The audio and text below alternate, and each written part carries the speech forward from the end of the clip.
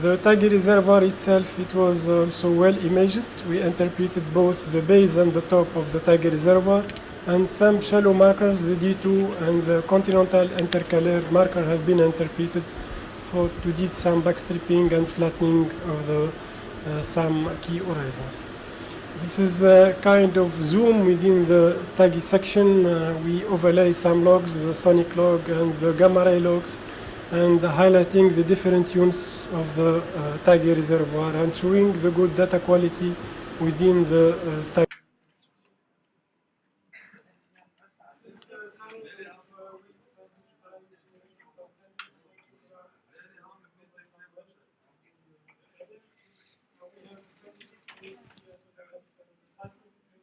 Right, and you can see good correlation and fit between the different, seismic events.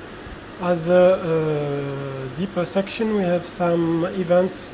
They are obvious at the seismic and they are absent in the synthetic, and most likely they are multiple, events generated by this evaporitic and carbonate section with high velocity of Triassic and Jurassic age. Moving now to the depth conversion, we used some simple average velocity function to convert our time maps, and we can see some gentle variation of the velocity, and it's following, the deepening of the basin toward the southwest. The graph of depth versus time is showing quite simple and sublinear variation of the velocity trends.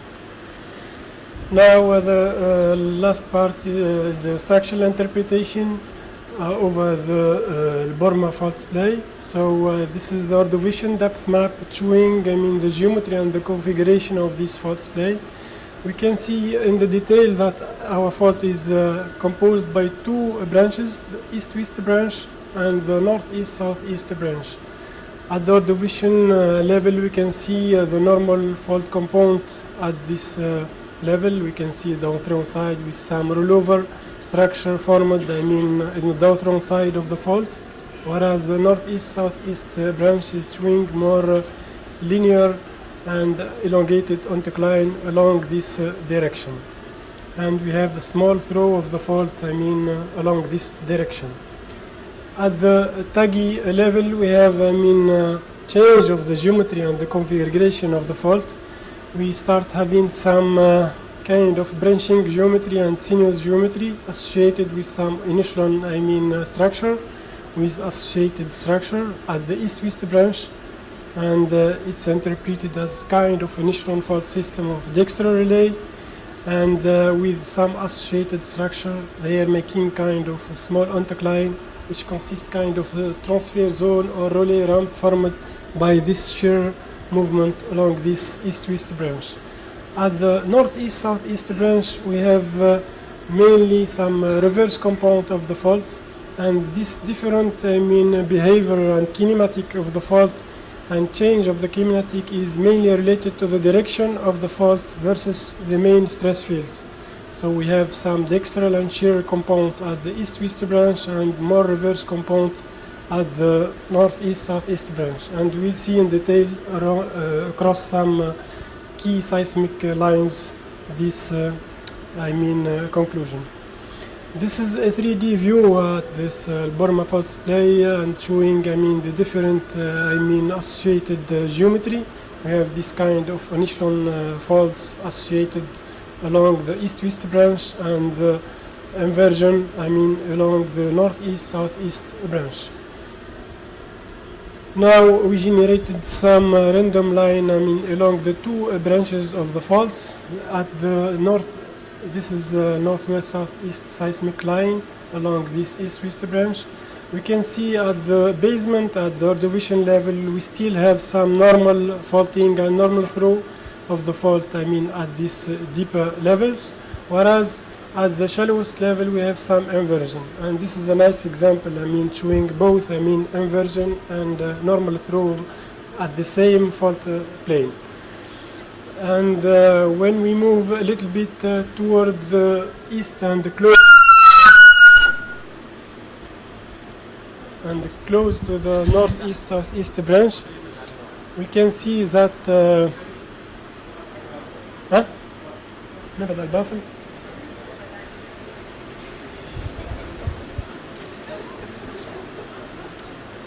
So close to the northeast-southeast branch, we can see we still have some normal faulting at the basement, but the division is little bit, I mean, the normal throw is little bit, I mean, less expressed, and we have more robust and more compression at the taggy level and at the shallowest intervals. Microphone. Okay. Now moving to the northeast-southeast branch, we can see clearly that the Ordovician itself is inverted, and we have more compression and more reverse, I mean, component of the fault along this northeast-southeast branch. The basement is showing, I mean, small normal throw at this location. We did some flattening at some key horizon just to restore, I mean, the evolution of the fault during the time. This is the nowadays, I mean, present configuration showing the expression of the fault. And we did some flattening at the Ordovician. At the Ordovician time, you can see, I mean, the normal faulting at the basement and at the basement. And the flattening at some shallow level, the D2, we can see some,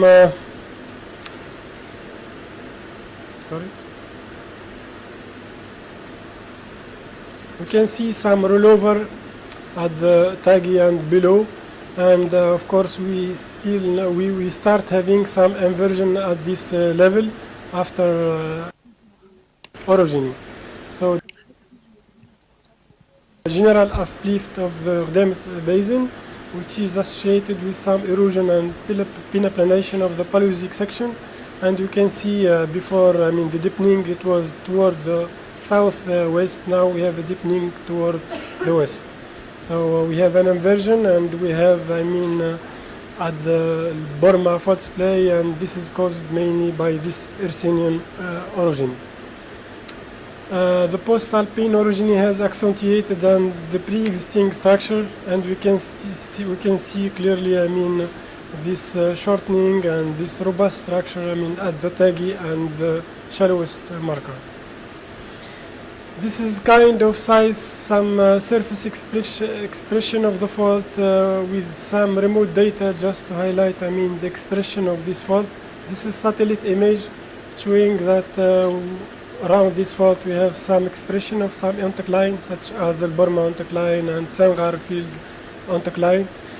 And this is shaded topography relief showing also the expression, some surface expression of the Burma anticline and Sangar elongated, I mean, along this branch of the fault.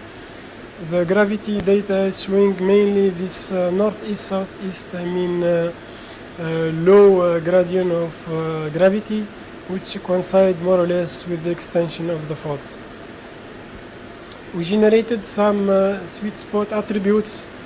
This is example of variance attribute at the Ordovician level, and it's well highlighting, I mean, the expression of the fault with two branches, the east-west branch and the northeast-southeast branch. Another attributes were generated, the edge attribute and the influential data attributes, and they are well highlighting, I mean, the geometry and the expression of these faults within the 3D seismic survey, both, I mean, 2011 and 2008 seismic surveys. Just, I mean, here kind of fault analogs of Burma around the Ardemus basin and within the Tunisian site. Of course, this study will be the subject of full presentation of structural review of the southern Tunisia, and it will be presented by my colleague Ahmed. Just here kind of correlation between this Burma fault and some existing faults within the area. We have this master fault, the Benefsej fault, with again this kind of branching and sinuous geometry such as for Burma fault. And along with we have several discovery, the Benefsej Sud and Benefsej discovery along this fault. And along, I mean, the change of the direction and the accommodation area, we have a kind of transfer zone. Along with we have some formation of some traps and structure. They are, I mean, good traps for mainly gas bearing. Here the expression of the Benefsej fault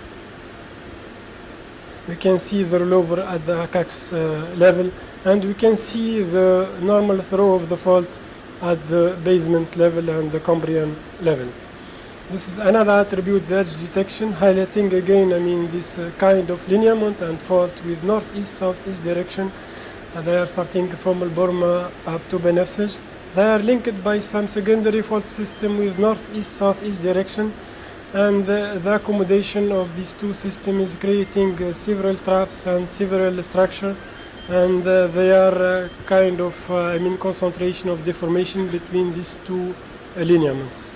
And in between we have formation of different traps and different discovery related to these two directions.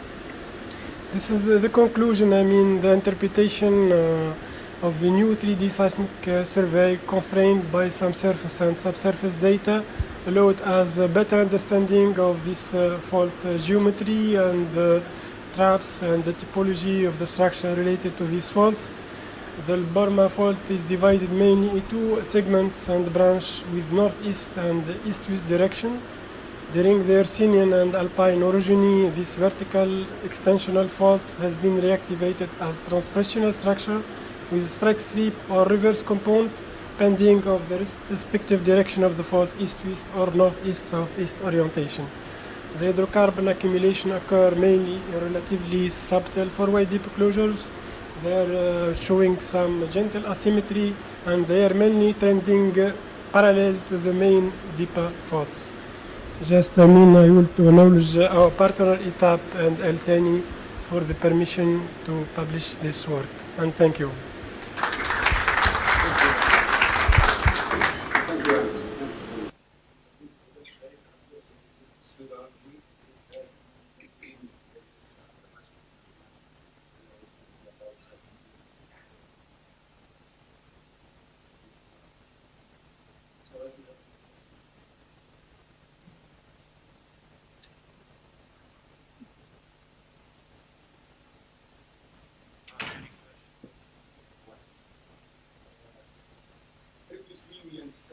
Most of the stuff falls around the ceiling component inside.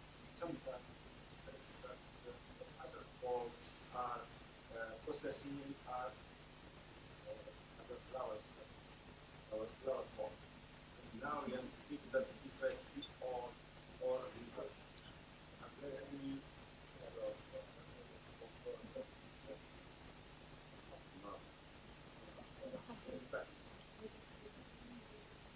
fault. The Burma fault, for example, at the beginning it's normal fault, and clearly we can see the normal component of the fault in the downthrown side at both Ordovician and basement side. But during the later orogeny, the Hercynian and the Alpine orogeny, this fault has been reactivated as wrenching or dextral fault or reverse fault, depending of the direction of the splay of the fault toward the major stress field. Along the east-west direction, we have dextral, motion and dextral wrenching, component, and along the northeast-southeast branch, we have an inversion. The inversion took place mainly at the shallower section, at the taggy and the overlaying formations. The second question is concerning the basement. The basement, yes. Is it just a horizon that people know it, or another? No, we used some key wells. Some well in the area, we have this data, and we use the 2D data to tie this well with this 3D seismic survey, and we are confident about, the interpretation of the basement. Thank you.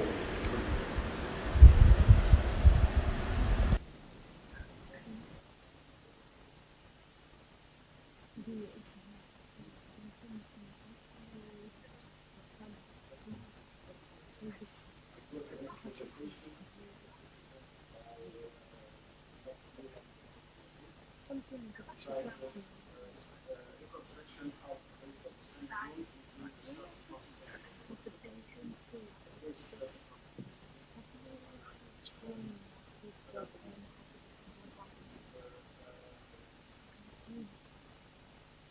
group as his message in the flight was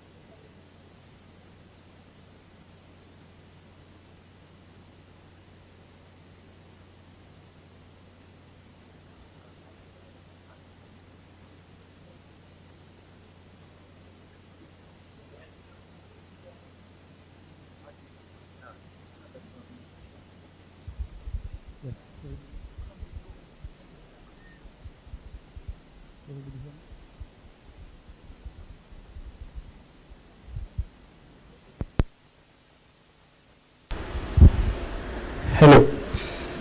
Okay, thank you. So sorry for the little mess. So this morning we saw several seismic imaging issues, and one was about the static issue, and one was about the multiple issue. And in fact, in this presentation, I want to show you how multiples can help, in fact, solve the static issue. And so it's combining the two issues. And it's a kind of new methodology that has been applied on a case study from Tunisia. So the title, Reconstruction of the Bay of Sand Dunes using Surface Consistent Deconvolution Operators, a case study from Tunisia. So I want to thank my colleagues, Anna Rivet, Damien Forest, Sylvie Bayon, Salem Trabelsi, Mohamed Chebil, Katia and David from CEG, and Mr. Abdelatif Touil from ETAP, and as well as Mr. Glenn Morley, who as a consultant helped us to put in place this flow. So, you know in Tunisia especially that a significant portion of oil and gas reserves lie in the seas of sands. And this can cause a problem to seismic imaging. You may be aware of this issue. So seismic imaging, these areas can be challenging. Here I just put a cross-section from South Tunisia. And at the top, you can see that there is a very schematic near-surface geological cross-section. I have two layers. Layers of sand, a soft material with a rough topography, and a layer of hard rock. And you can easily see that just below the sand dune, of course, we note the seismic imaging is affected strongly, and you cannot see anything. Whereas below the consolidated rock, you have a good imaging. So this is well known, and this is due to the rough topography and the slow sand velocities. So we have a method to solve this issue, a very basic one. It's to strip off the dune layer. So ideally, if we had a lot of money, we would just use bulldozers to strip off the layer. But in seismic imaging, we have another method, which consists in correcting for the travel time distortions in this sand layer. And for that, we compute what we call a dune static term. This dune static term is expressed as the following. It's very simple, it's vertical. It's just the thickness of the dune, so the difference between the top of the dune, sorry, I don't see it. You see the first term, the surface of the dune, minus the base, divided by the velocity of the dune. The problem in this equation that we have two unknowns, the base and the velocity of the dune. And we don't know. As you can see in this little animation, we don't know where is the base of the dune. And it's critical for us to know where it is because it has an impact on the long wavelength static solution, so on the long wavelength structure of the images that we're going to interpret. So how to do it? How to build a reliable dune model on our seismic surveys? We saw an example this morning. We used to do it, and we still doing it by using sparse Hubble information, which can be several kilometers apart. But it can be very challenging as you don't know what's happening between the Hubbles, and sometimes you don't have a lot of confidence, you need a lot of addition of this Hubble, so it's not very easy. What I will propose in this paper is really a seismic data-driven approach, which is a bit original. And I will explain you the principle first before seeing on this case study, on South Tunisia case study. So it's a very schematic view where I have printed a subsurface image with a dune layer at the top and some geological layers at the bottom. Normally, in a seismic, we use primary reflections to try to image, for example, the base of the sand dunes. And these primary reflections, so they consist in so you see your source and receivers, and you have one reflection, for example, at the base of the dune, and then it's bounced back to the receiver. And you can have you have these reflections occurring between the base of the dune and the surface. The issue that we have is that usually we have a very low fold and irregular offset distribution. So it doesn't help us to extract these primary reflections at all. The second issue is that, as you can see, you have acquisition gaps. As you can see on the right, you have a missing receiver because you don't lay out receiver at the top of the dune. And the third problem is that the arrivals coincide in time with other very strong arrivals like ground roll, like you can see in this first on the left, and refracted arrivals on the right. So it's very difficult for us to capture this primary reflection at the base of the sand dunes. What about using surface multiples? So this is an idea that we can have. So surface multiples, in this case, we're going to interested in one kind of multiples. The multiples that travel down to the base of the sand dunes, then they are reflected back at the surface, and then they go down to deeper layers, and then again they bounce back to the surface, coming down on the base of the sand dunes, and go to the receivers. And you have that. This is happening at every record. The problem is that they are very weak. You don't see them in the record. So this is our issue. We know that they exist, but we don't see them. But they have other advantages. They are very redundant. It means that for every reflection in the subsurface, you have these surface multiples occurring. And also, as you can see in this scheme, they are pseudo 1D. We can consider them, since we have very deep reflections, we can consider them a pseudo 1D. So all these characteristics, in fact, let us think that, in fact, these surface multiples are embedded in the source and the receiver signatures. So our issue now, and we're going to see how they are embedded, but our issue is to extract the source and receiver signatures. And how can we do it? How can we extract the near surface reflectivity from surface consistent deconvolution operators? This is the method. I will explain that in a paper that I published in 2015 in EAGE. So I will just recall briefly the methodology, because it works not only in dune environment, but in any kind of seismic land surveys. First, we compute autocorrelations on the LED reflected energy, like for example it's a shot. So you just estimate what we call an estimation window. So we're going to compute autocorrelation of this window to image the shallower part of the data. So it's a bit imaging the shallow from the deeper part of the record. Then from these autocorrelations, we're going to perform a surface consistent decomposition of these autocorrelations. So this is a global term on the left. So it's decomposing a global term. The source receiver is one trace, plus a shot and a receiver term.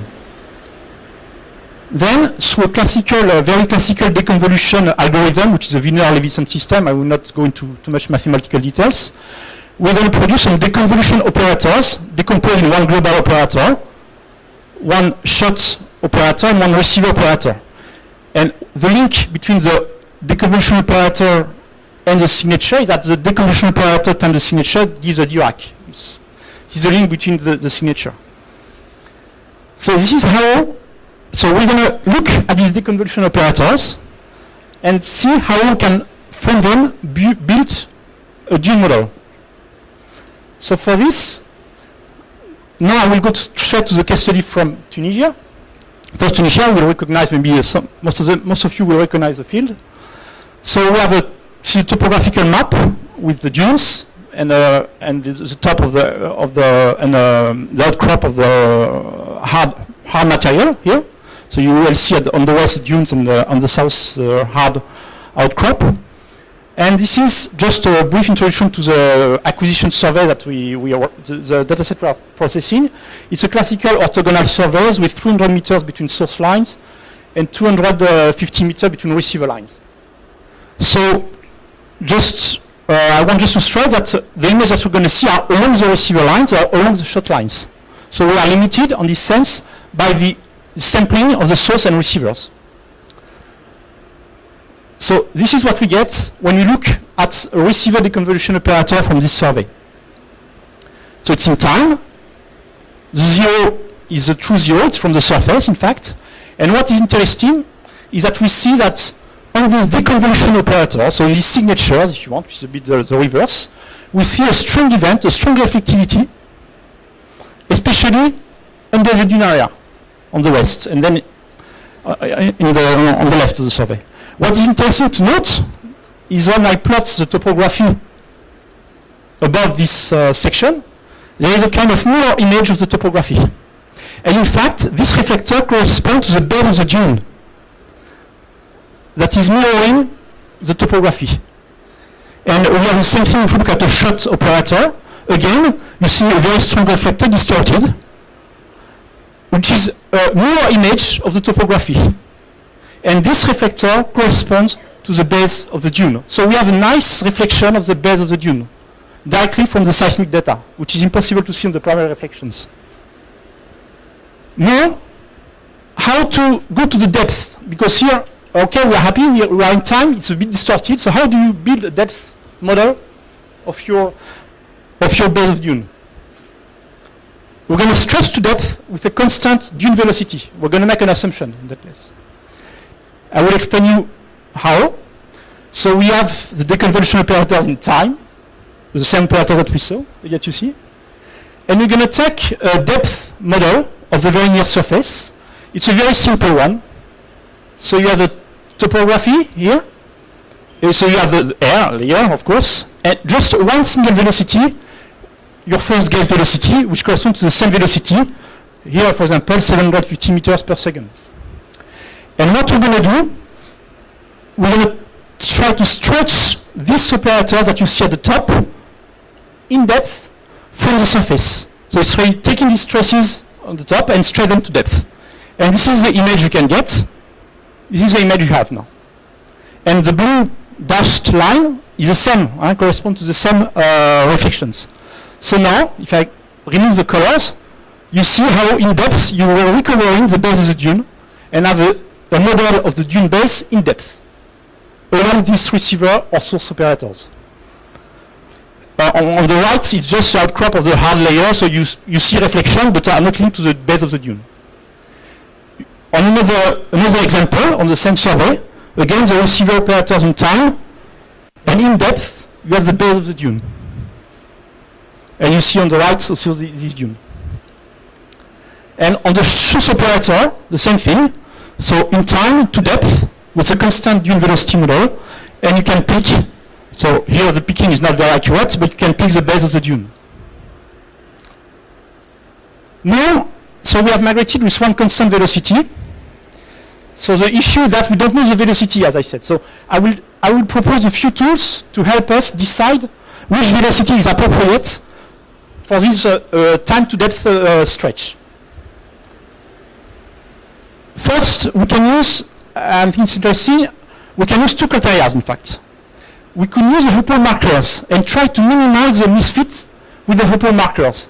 In fact, it's another way of, rather than building up a strong constraint on the Hubbles, we're going to check the missile of the Hubble. So use the Hubbles more are a QC of the horizon, of the base of the dune. Here in this example, there is a zoom on a receiver deconvolution operator section. So it's a deconvolution operator. It's multiples if you want. It's a multiple energy. It's not primary.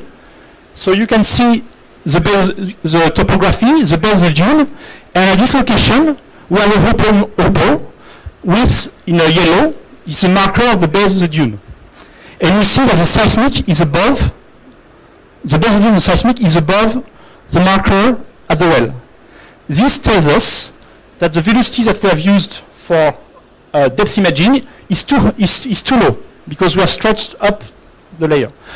So now we're going to do that for a range of velocities, 650, 700. You see there is a good tie. And if I increase the velocity, 750 meters per second, I go slightly below, and then 800 meters per second, and 850 meters per second. So 850 meters per second, for example, the seismic image is well below the upper marker. So this tells us that the velocity that we used is too high. And we can do that for every upper location. And from the upper location, we can display what we call, it's a classical depth imaging approach, mistime map for the different velocity scenarios. And here, the 700 meters per second velocity is a velocity that minimizes the misfits. So we can say that's the most appropriate velocity. And this is the velocity that we're going to use if you want to image in depth the base of the dune. You can tell me, and you're right, that it's not a perfect tie. There is a misfit, original misfit. And maybe, we have not done that in this project, but what could be done is to use a more sophisticated dune velocity model, like a compaction velocity model, for example, to improve the well to seismic tide. So it can be an idea if you can derive a regional compaction law, then you can use this model to perform your time to depth stretch. Another approach is to look at the minimization, which doesn't depend on the hoppers at all, at the minimization of the dune imprints. So you migrate in depth, and you're going to look at your base of dune and compute what I call a gradient, which is a dip, the structuration of your base of dune, and for a given velocity. And now if I compare the gradient of the base of dune with the gradient of the topography, you clearly, you clearly see that there is a strong imprint of the topography on my base of dunes. So this tells us that the velocity is not appropriate. And again, for the different velocity, you can look at this gradient. Here, for example, for a slightly higher velocity, you have the imprint is weaker. 700 meters per second, it almost disappears, and 750 meters per second also is very weak. But if you increase your velocity, you start to see again the imprint of the base of the dune. So by this method, we can select again, it's an example just to show how we can do. We select these velocities. So once you get the appropriate velocity, then of course you can migrate, you can use this velocity model to perform your depth model in depth, and pick in 3D along the receiver line and the shot lines. So we are limited here by the acquisition box. If you have 250 meter by 300 meter, this is going to be your resolution. It's a kind of tartan of lines. That's why this method, I think, is very important, not to resolve the very short wavelength static, but to get the long wavelength static right. It is crucial in this method, and it doesn't depend on any auxiliary data. And I will show you, so you compute, of course, the static, and you apply your static correction term. I will show you an example, the impact the impact of the technology used on the long wavelength static. So this was the first trial that we did, an initial model that we built on this project, with a model from the interpolation of hopeholes. And you can see a cross line and an inline. Now, you can see that there is a lot of illumination in the shallow reflectors, which tells us that maybe there is a static issue on this model. If I apply now the new model, computed from the surface consistent deconvolution operators, this is the change in the long wavelength imaging that I get. So I have a simplification of the long wavelength structure. Sorry? Okay, thank you. We have a simplification of the structure, And you can see that I have solved my medium to long wavelength static better with this model. And it has an impact, of course, on the, we are on the L-Bama fault. It has an impact on the understanding of the structure of the deeper layers, of course. Just to conclude, to go a little bit beyond just the static correction. So we had, imagine a little deeper. We had a time to depth model with a constant velocity model.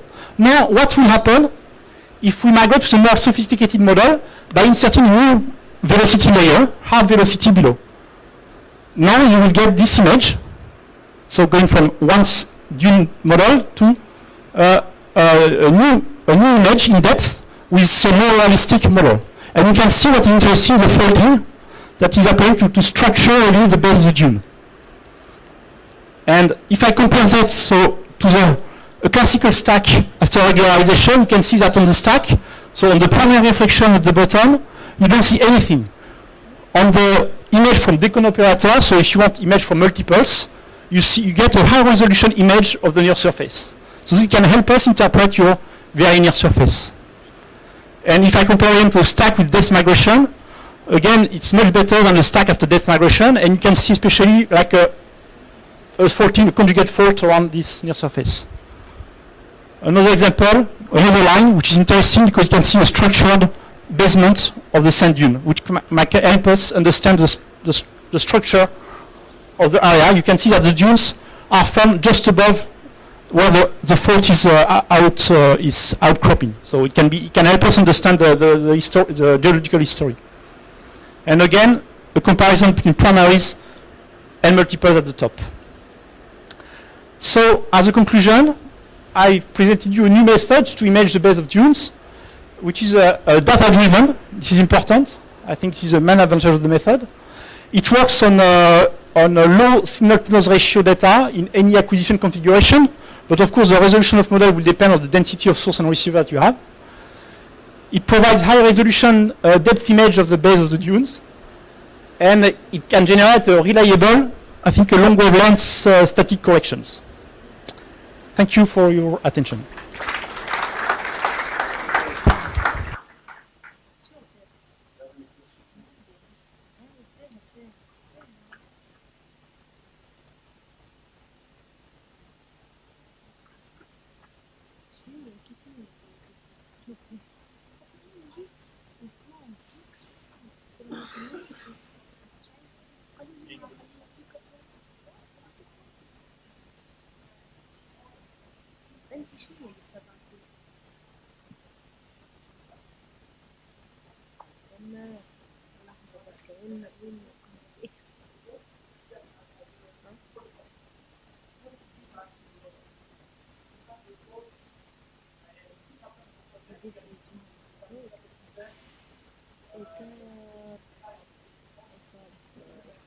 Ah, oui, chaîne 2.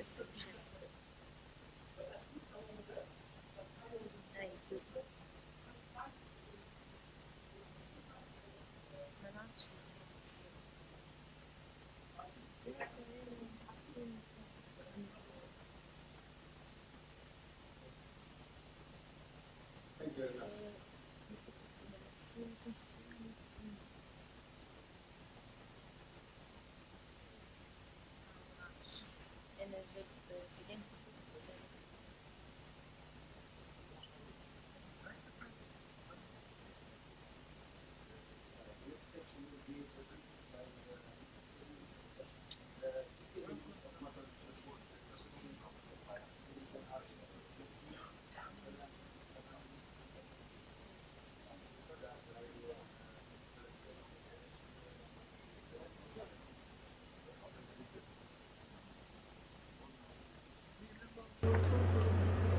Preparing the patient senior geophysics processing and acquisition specialist, holder of degree in geophysical engineering in Algeria University, with 24 years of experience. He began his career at Sonata for around 12 years and worked on processing the diffusion and various companies and as before, let's say G4X. And on different companies at Algeria, Egypt, Libya, Abu Dhabi, and Sudan. He is the founder of services company or oil and gas industry or the rest.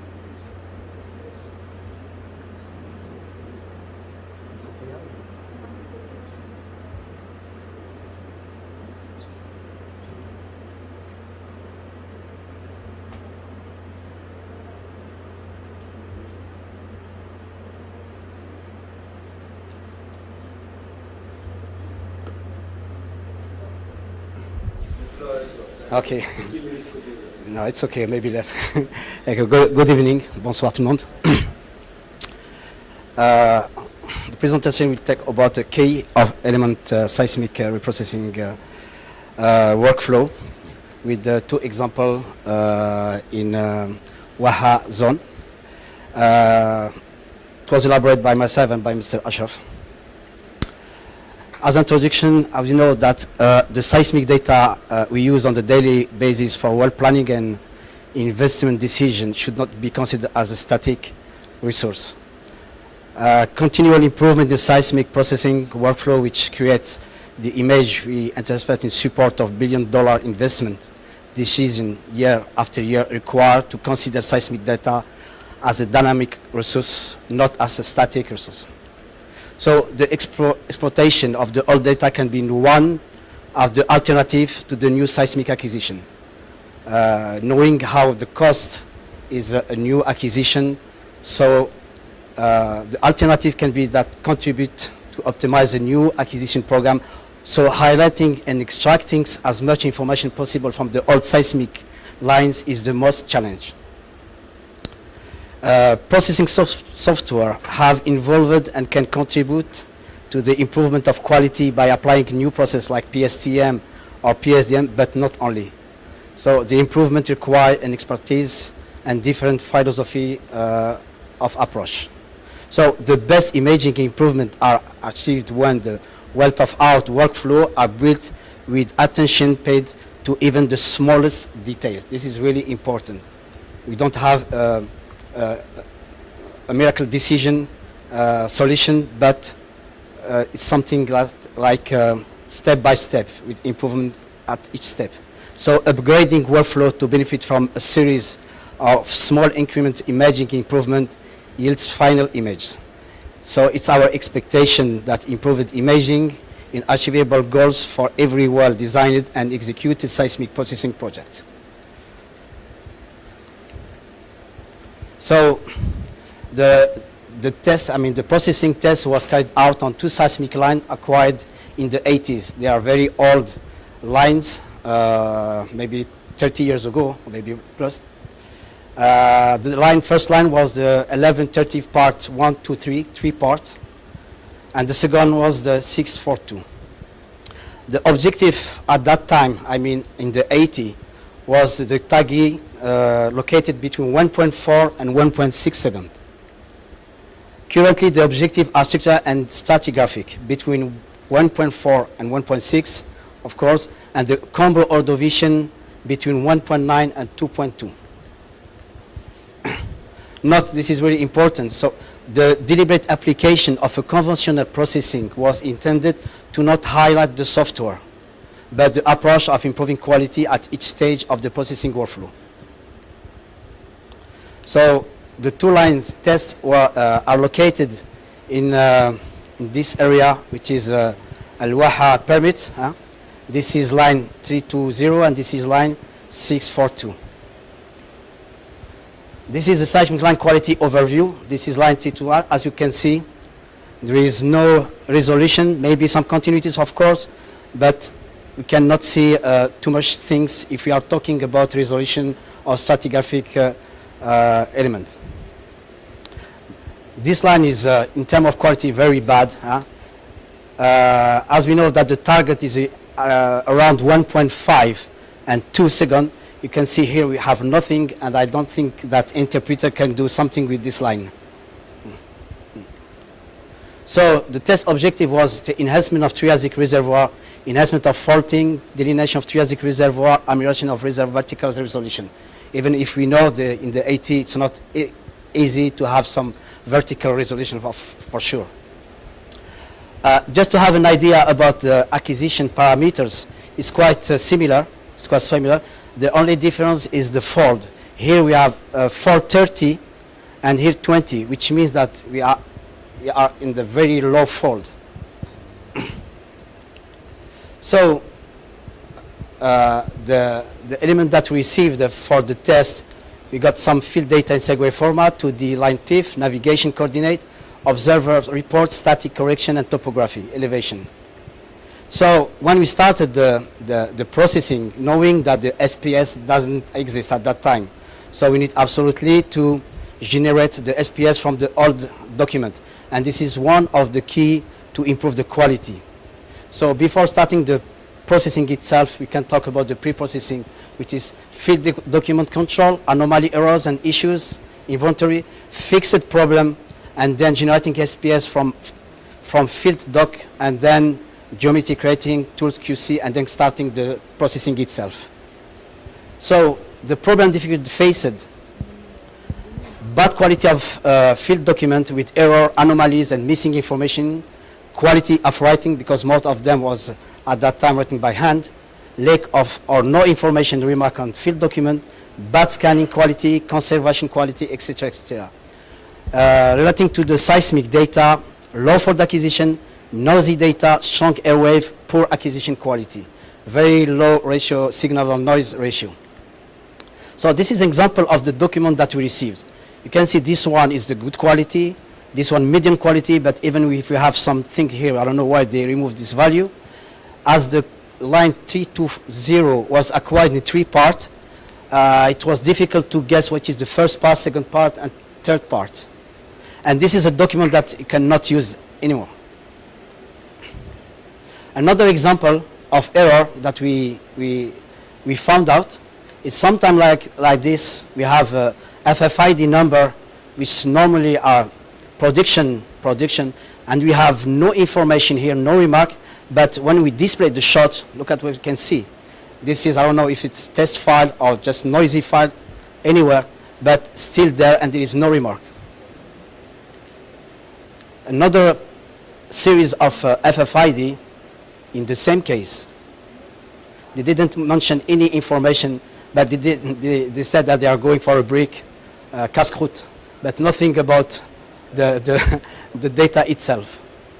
I think this is okay. It's enough as an error, but no, we have another errors. Like example of this one, this is test file, but if you look at the FFID, it's a production file, and there is no remark on it. I mean, the shot, the test file should be numbered from 900 to 99 at that time. Today is 999, 4 digits, but nothing mentioned, and they contabilized as a production file. Another error, which is really important, this is really a mistake, big mistake. Here we have 120 channels per shot, they mention, and if you look at the half spread, we have 60 in part and 160 in other part. This is absolutely unacceptable, and it means that there was no QC, nothing at that time, and there is no remarks. Other thing, navigation. If you look at here, in line 320, we have a value every 10 station, which could be maybe not a problem if our line is straight, so we can do a linear interpolation, no problem. If you look at this line, 401, 40, we have a random station, sometimes 20 station, sometimes 30, sometimes 15. Could be not a problem if the line is straight, but if you have a crooked line or a curved line, this is a problem, it's make a problem. And this is our case, because if you look at here, this line is straight, so we can do linear interpolation, but this is not the case, so we need to be very careful when we do the interpolation.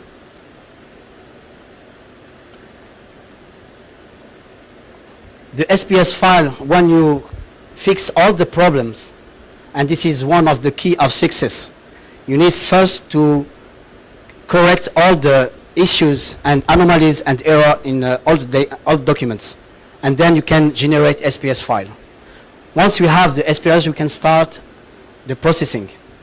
So this is in summary all the problem that we faced with documents. It's too much for lines, but this is important to correct them if you wish to get some good quality at the end. Concerning the data, after you look at this data, we have some shot from the line. This one is very bad ratio signal on noise. Here we can see very strong airwave and some ground roll. The point is we started to imagine how to remove these airwaves. Is really hard to remove it. The first step that we did is just first to remove, maybe to attenuate the airwaves. And the problem here, we're going to have to talk later on, that the previous processing, instead to attenuate the data, the airwaves, sorry, they did a surgical mute. I mean, they remove everything here. So by doing this, they remove as well the signal, useful signal. So knowing that the fault is 20 or 30, there is nothing. So, and then we have removed the ground roll, or attenuated the ground roll. The same for the other lines. And to be sure that the signal is not affected by all these filters, we did a QC, and you can see here, no signal is affected. So maybe this is the second key to improve the data. As we know that the fault is very low, 20, we should preserve the signal, whatever we do. And then the first key is the first break picking and the model to have good static correction. And this is, I think, the third and the last one, with the good velocity at each step. This is really important. And then, so if you go now step by step, you can see this is the raw stack, and we can see some problems here. Static problems almost. And this is the stack with the FK for the ground roll attenuation. We still have, it's a little bit better, but still have some static problems. But after static application and the first pass, you can see here how the data is much better. The second pass, look at here, this Bowman, and here as well.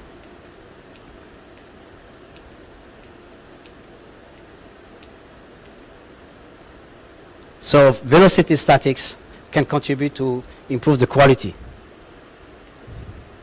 And this is with the stack with SVD, which is kind of a fixed decon for random noise attenuation. And starting from the beginner, we can get this quality. And if you look at the processing sequence, there is nothing special. We didn't put something new like PSTM or PSDM or top. No, nothing. We wanted just to keep a simple processing sequence, just to see that starting from basic things, we can improve the quality. Okay. The only difference, big difference maybe, is the deconvolutions, as we use his DKC, deconvolution surface consistent, and with something for first break picking for the static, and of course with two pace. If you look at, it's not a big difference between those two processing sequence. So as the final result, this is the line 642. Remember that the target is here, and the second target is about 2 seconds. And this is the result. So now we can see that we can reach something here, which is the taggy, I believe, the taggy. And here maybe at around 2, which is maybe the Combro Ordovician.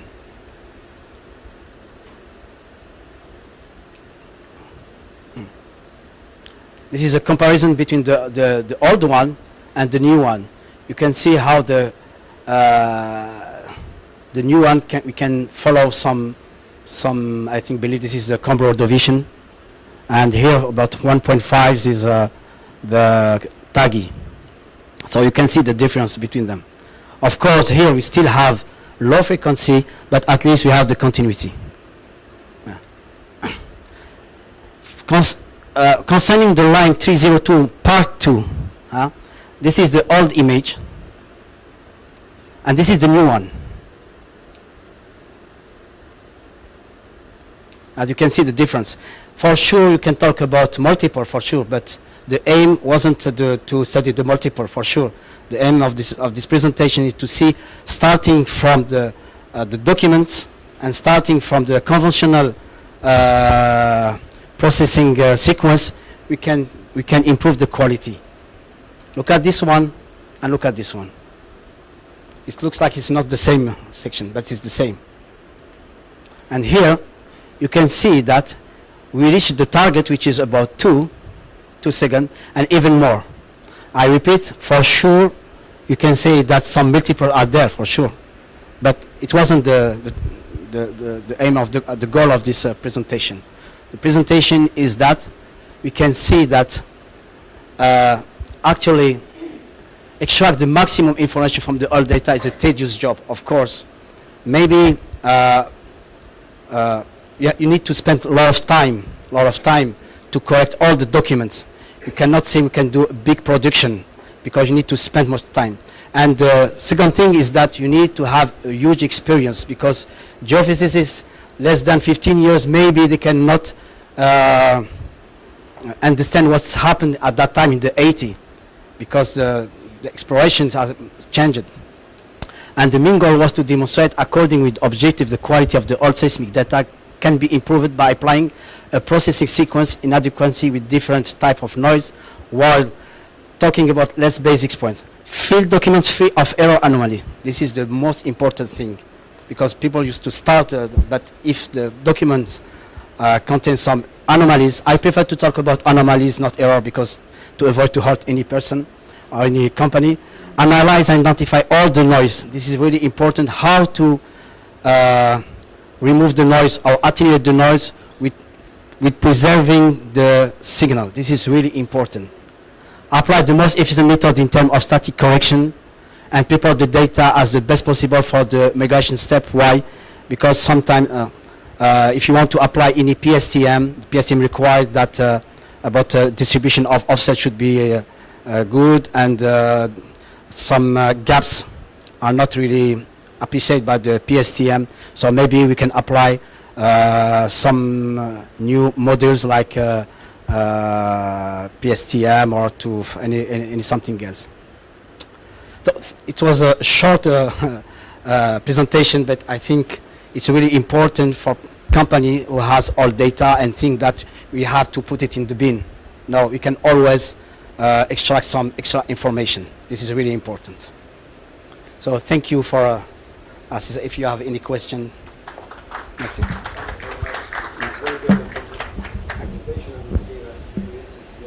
Okay.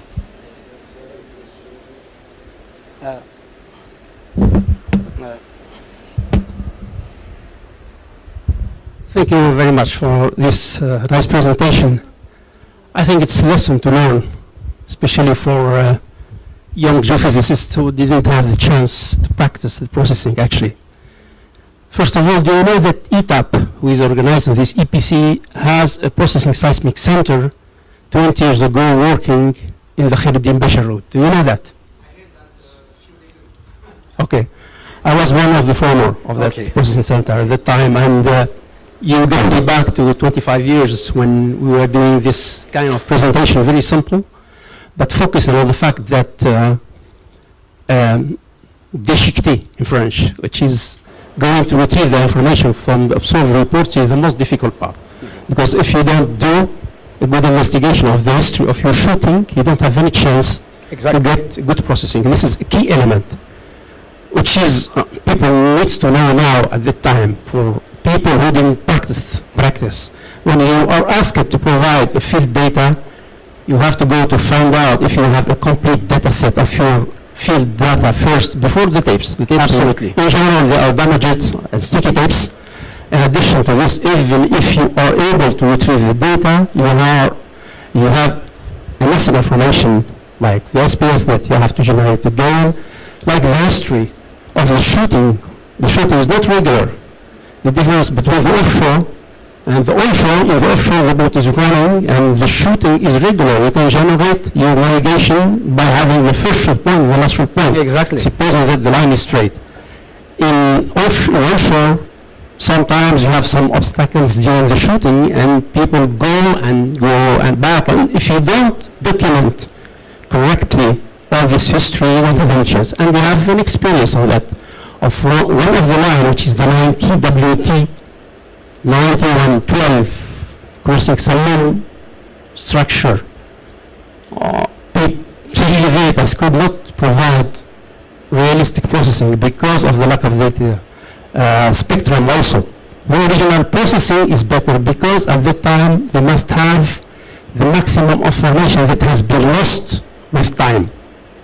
So it means if you're not able to retrieve the all field information, you don't have any chance on onshore data Exactly. to get the good processing. So thank you very much for this lesson. You're welcome. Especially for people who are Yeah. facing this, or they are asked to provide data for reprocessing projects. Thank you. I would like just to add one word.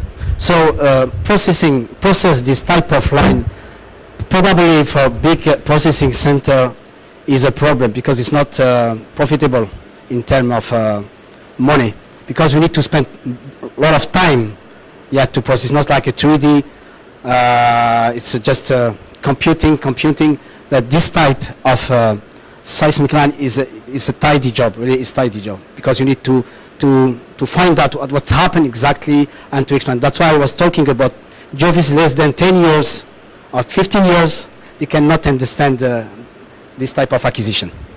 Exactly. You're welcome.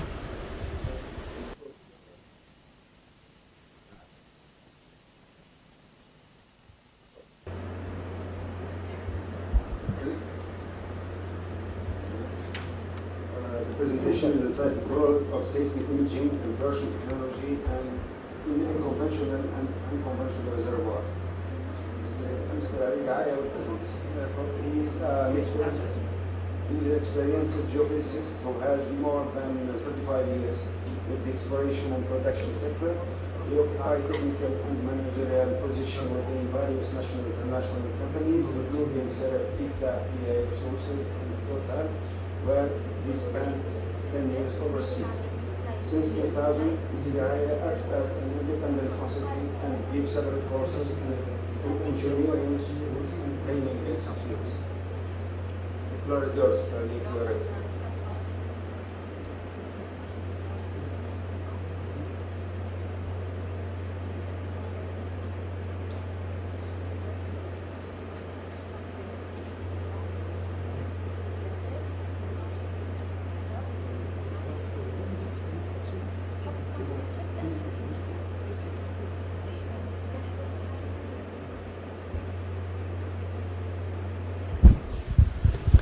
Okay, thank you, Mr. Chairman. The title is Seismic Imaging Recent Breakthroughs in Conventional and Unconventional Reservoir Characterization. Well, the idea is to show how seismic developed since several decades, and both in conventional but more recently also in unconventional reservoirs. So I will show you several examples from the conventional studies, and we'll focus more on unconventional reservoirs because in the future that will be the main play for exploration and development. Well, first of all, technology as a whole, the objectives of technology is to discover and produce hydrocarbons at affordable and economic cost, less than, of course, less than the oil price. And you keep in mind that majors pay a lot of attention to improve the technology, and they allocate 2 to 5% of their income to research and development, which represents billions of dollars. when you read some papers, scientific papers, for example, in the United States, you can see this type of information. According to the Energy Information Administration, the exploration success rate in the U.S. onshore increased from 34 in 98 to 34.2 in 1998. Oh, that's the problem with the from 27.5 in 78. So in a few decades it has improved much. And they conclude that this increase can be attributed to the many advances in seismic and drilling technology that have occurred over the same period. Since its inception at the early 50s, seismic reflection technology has drastically evolved, and you can see it in any project management, be it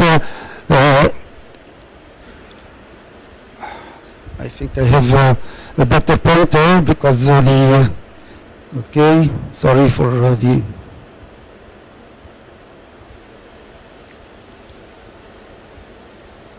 yes, okay. So you can find it in any project management, from the design to the acquisition, processing, interpretation, and to the geological model and the simulation model for development and future production. So technology has evolved in these fields, and we have seen some example this afternoon at the different stages. Just to show some examples how this impacted the exploration and development, but also even the production.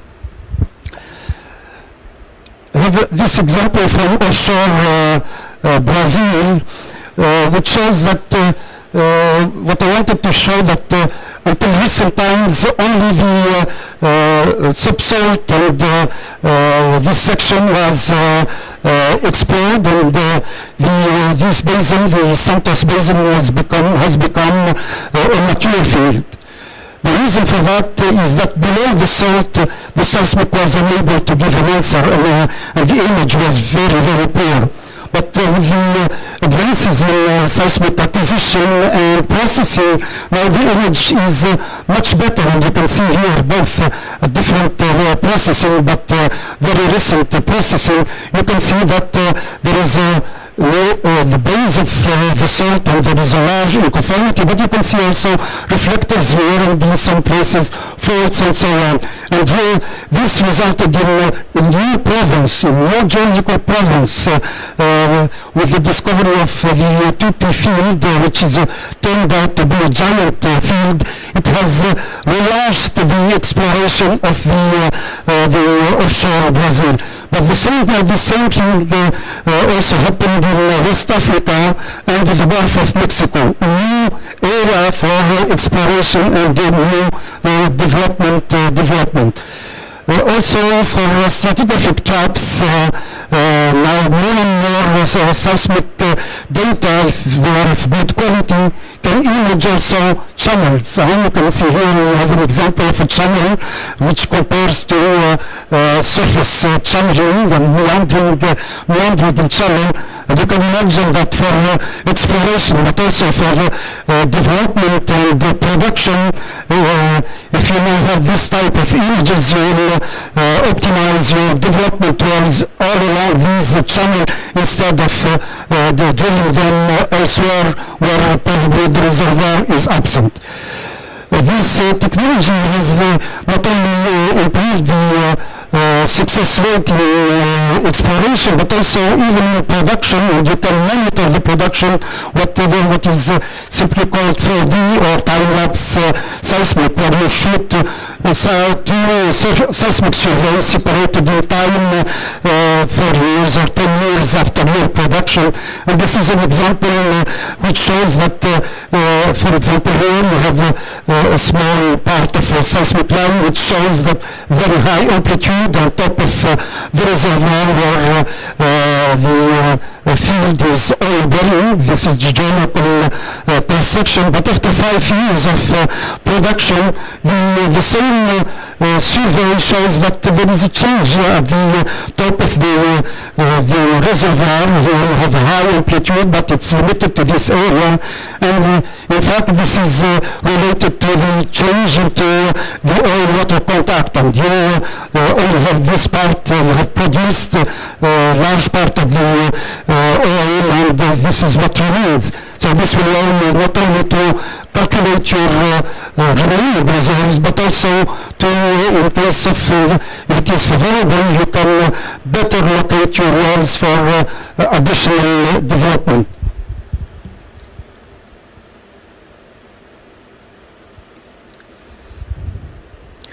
Yeah, some example from seismic attributes. Here an example from the North Sea, where you have a seismic line, where it is very difficult to depict faults, except probably in this area, but all along this top of the reservoir it's very difficult to see.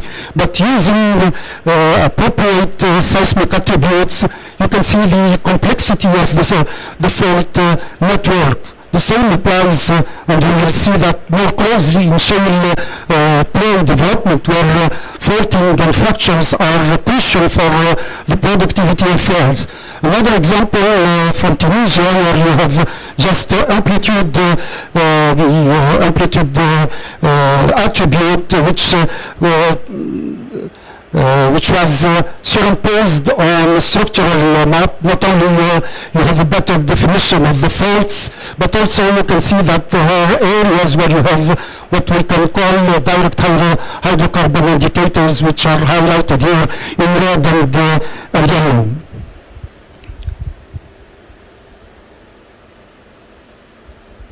Two examples also from Tunisia. All of you know something about Ashtart and Miskar, which are respectively the largest offshore oil field and gas field. But what I wanted to show is that the discovery map, which was located the first Ashtart well, which was based on 2D data back in the early 70s, and after several years, the 3D data, and you can see the drastic change into the structural shape and the fault network. The same applies for Miskar. This is the discovery Miskar 1 well, and you can see the type of structure, gentle incline with very few faults and so on. 3D data can change completely the picture, and of course this is very important for the reliable evaluation of gas in place or oil in place, but also for the location of the development wells. You will not drill into the faults, for example, here, and so these are some few examples, very quick examples, to show the importance of and the impact of the development technology on this. Now we move to conventional and non-conventional and see some other technologies, including the 3D and microseismic acquisition. Just to remind what is called unconventional reservoirs, inverted reservoirs, or shale formations now are beginning to be sound play, especially for shale reservoirs. The difference with conventional is the quality of the reservoir, and especially the permeability. We have seen probably this morning a lot of presentations on tight reservoir, tight gas, which are less than 1 millidarcies, but more and more development of shale reservoirs, particularly in the United States, Canada, Argentina, have permeabilities in the macrodarcy, so very, very low permeability, which needs fracturing. And we'll see that seismic can help into evaluating the several aspects of the shale evaluation, and also the productivity of the wells. This to show that in order to produce these reservoirs, you need to not only to have horizontal wells, but also to fracture that. And we'll see how the seismic can help in that. The best areas for evaluation of the shale plays, what are called sweet spots, several parameters should be reaching total organic carbon more than 2%, type 2 kerosene, appropriate thermal maturity, thickness more than 20 meters, porosity within the matrix and organic material, quartz carbonate and mineralogy, so that for this formation to be brittle, so they cannot break it and you can fracture it. But if it is, if there is not enough quartz or carbonates, it will be plastic and will not produce much from the well.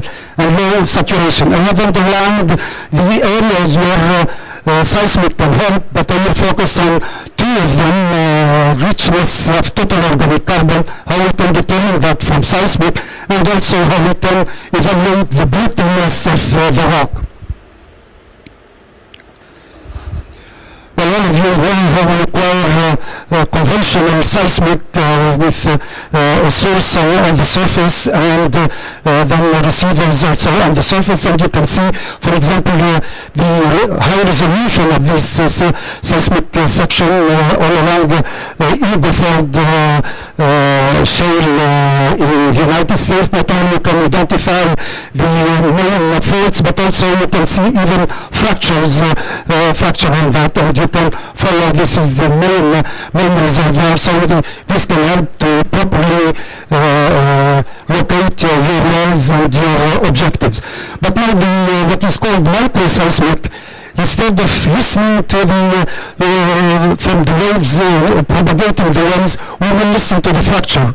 Because as I told you, we need to fracture this, but how to monitor that and how to be aware that we have done the best job of fracturing.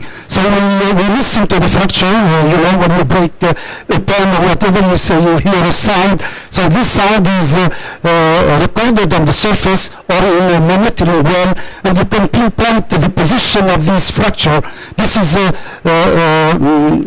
schematic cross-section where you can see the location of the well path, the horizontal section, but here is color-coded the different fractures which have been undertaken, and this area has not been fractured yet, but you can see that your fractures are well positioned within the main shale and did not propagate to the surface as many fear, and you can see if you have properly fractured your zone. So this is very important to monitor what you are doing, so that not to be first of all away from large faults, so that not to rejuvenate them when you fracture the formation, but also to pinpoint exactly where you have done, if you have done a good job and where you have done it.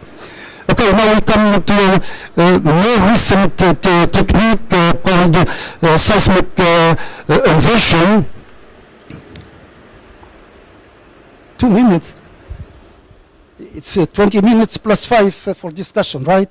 It's not 15. I've heard you saying it's 15 minutes. Okay, sorry. Okay, I will be quick. So what's an inversion? An inversion is an attempt to predict rock properties, porosity, thickness, fluid content, hydrocarbon saturation from seismic data. There are different types of acoustic impedances, and here you have acoustic impedance, elastic impedance attributes, and what you can get from them, mainly porosity, thickness, lithology, and water saturation. So I will show you some of these examples. Well, don't have time for the theory. In fact, the reflection strength as a function of angle of reflection are dependent on the density, velocity, compressional velocity, and shear velocity. And these, the inversion theory can allow to get these elements, P impedance, shear impedance, and density, And these in turn can give elastic parameters.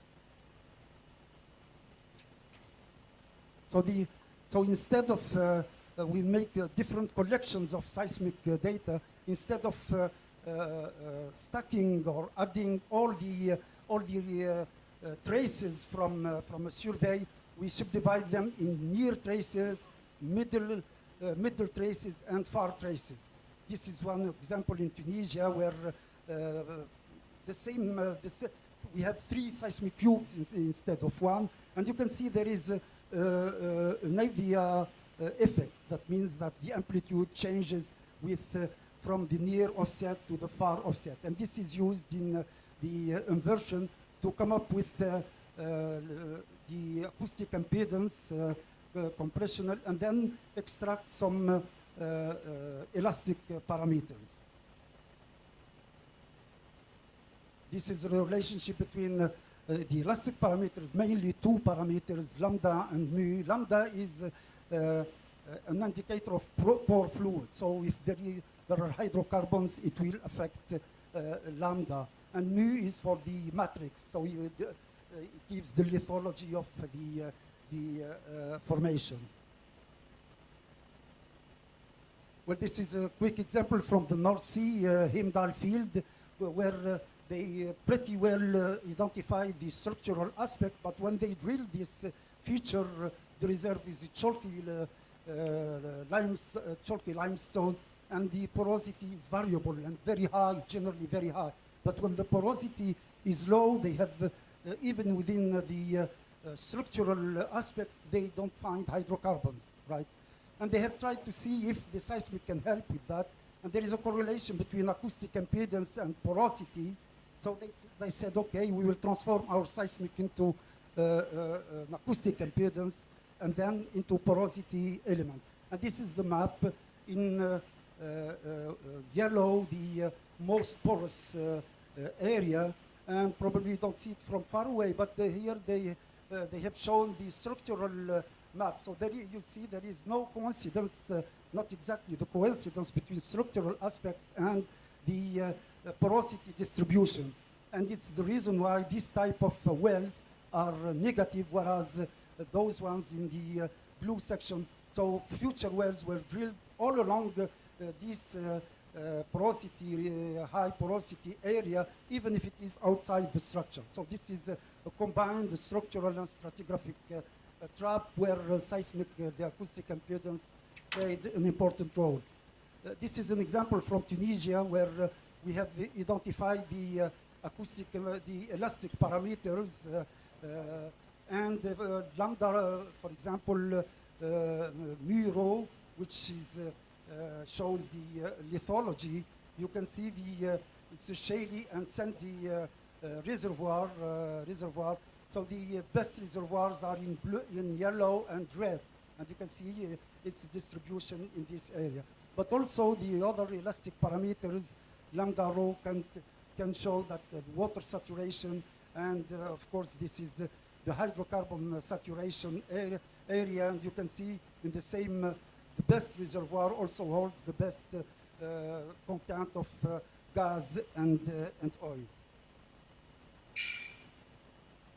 The same inversion was used to determine the richness in total organic carbon. This is the seismic line, and its inversion into terms of acoustic impedance, and this is there is a close relationship between acoustic impedance and the content of carbon organic total. And you can see that the best areas are located at the top, but within the reservoir, the rest of the area is there is some heterogeneity, and this allowed to better locate the future wells. Last parameter, the brittleness, how the rock can break, and this is also extracted from 2 parameters called Poisson ratio and Young modulus. There are some equations for that. And here again, we go through the inversion, and this is the compressional acoustic impedance, and the main reservoir is here. It's the lowest acoustic impedance. For the shear wave, acoustic impedance, the same. From this, they have extracted these elastic parameters, the Poisson ratio and modulus, and those ones can allow to compute the brittleness and the best areas in red and yellow. And you can see the main reservoir is this, but you can see that a lot of heterogeneity. It's not a homogeneous reservoir here. In blue, really very shaly zones which will not break. So if you drill your well in this area, you will not get enough production. And they can even calculate the percentage of sand within this reservoir. The last slide, the position of the wells prior to doing this job for brittleness, you can see that the horizontal section here is not really positioned in the best zone, which is in red here.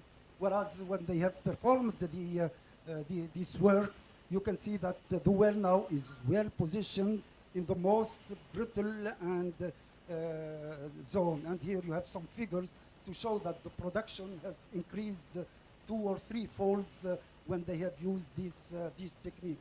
Also, you can see at the base there is a lot of ductile shale. So when they break the formation here, it will not propagate into the lower section. And this brings me to the conclusions. So technology and innovation are indeed the driving factors for the development of conventional and unconventional reservoirs and hydrocarbons. They are necessary to provide the world with the necessary oil and gas resources at an affordable and economic cost. Seismic technology played an important role in this respect and largely contributed to not only to the improvement of the success rate at the exploration stage, but now constitutes an important milestone in the development and monitoring of oil and gas fields and production. More recently, seismic inversion technology largely contribute to a better and more robust reservoir characterization and a better productivity from both conventional and unconventional reservoirs. They are used to unravel unconventional reserves from the hydrocarbon rich Silurian and Devonian formation in southern Tunisia and North Africa shales can offer huge economic potential for the future exploration and development of these shales. Thank you for your attention.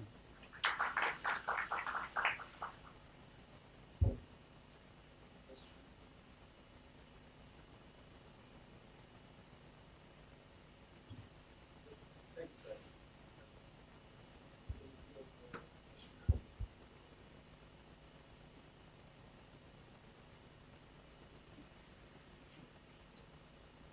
Right. Let's see.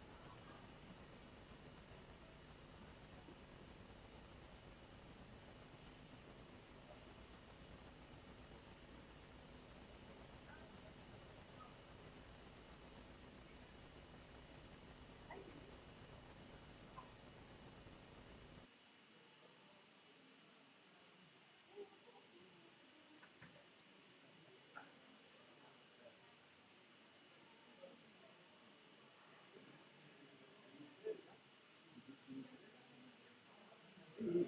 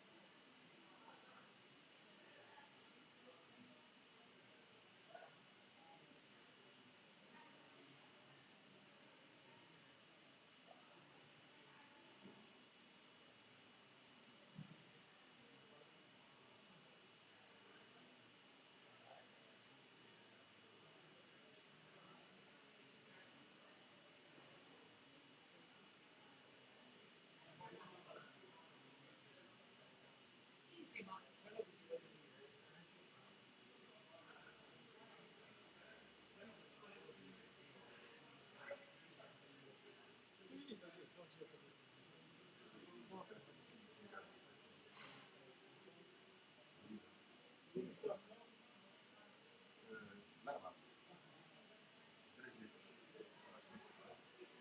ليه هو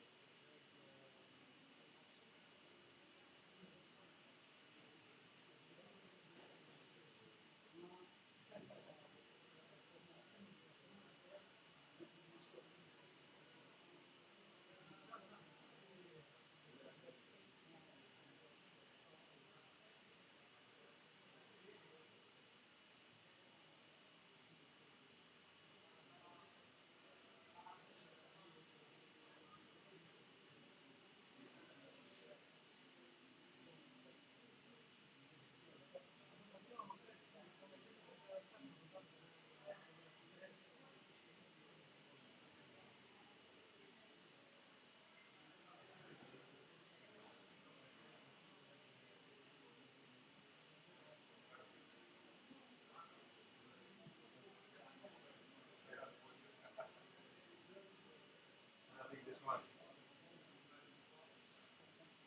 That's only.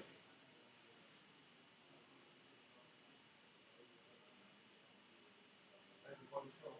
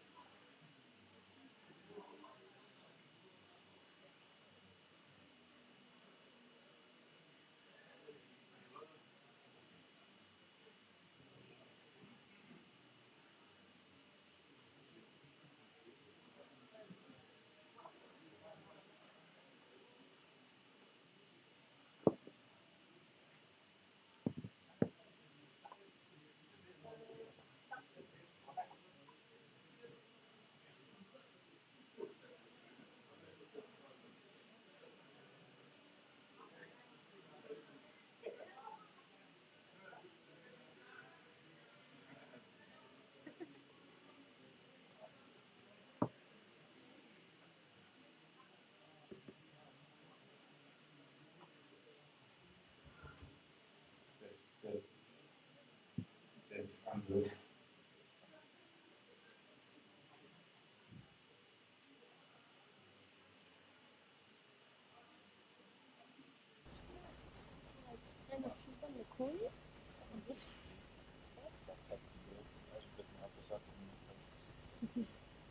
والله انك دوني انا ما عندي منام اللي يجيني النوم شلون كنت كرهش لذيذ والله دوني يعني تغمض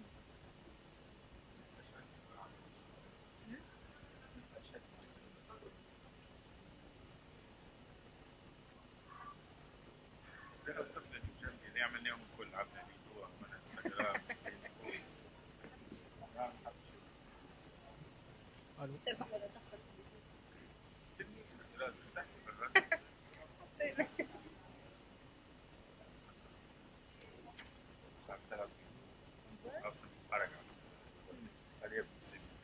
قد يدخل وجود او لا عادي يجي كلنا مريض ليش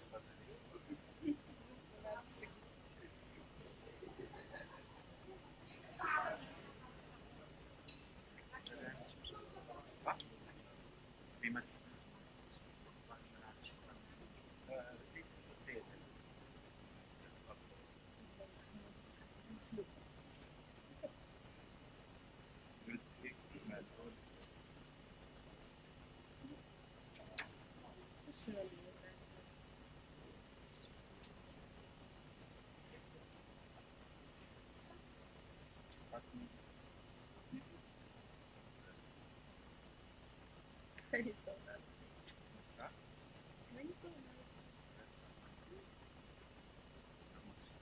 تبع فيسبوك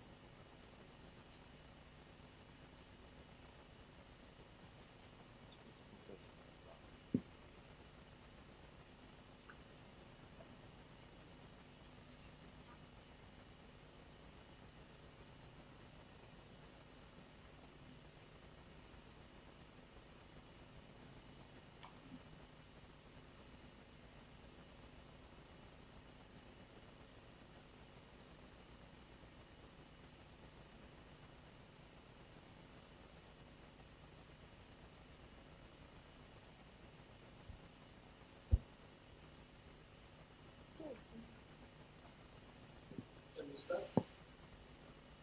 Okay, good afternoon, everybody. I'm really happy and honored to chair this session. And for that, I would like to thank the organizing committee, especially ETAP, for giving me this honor.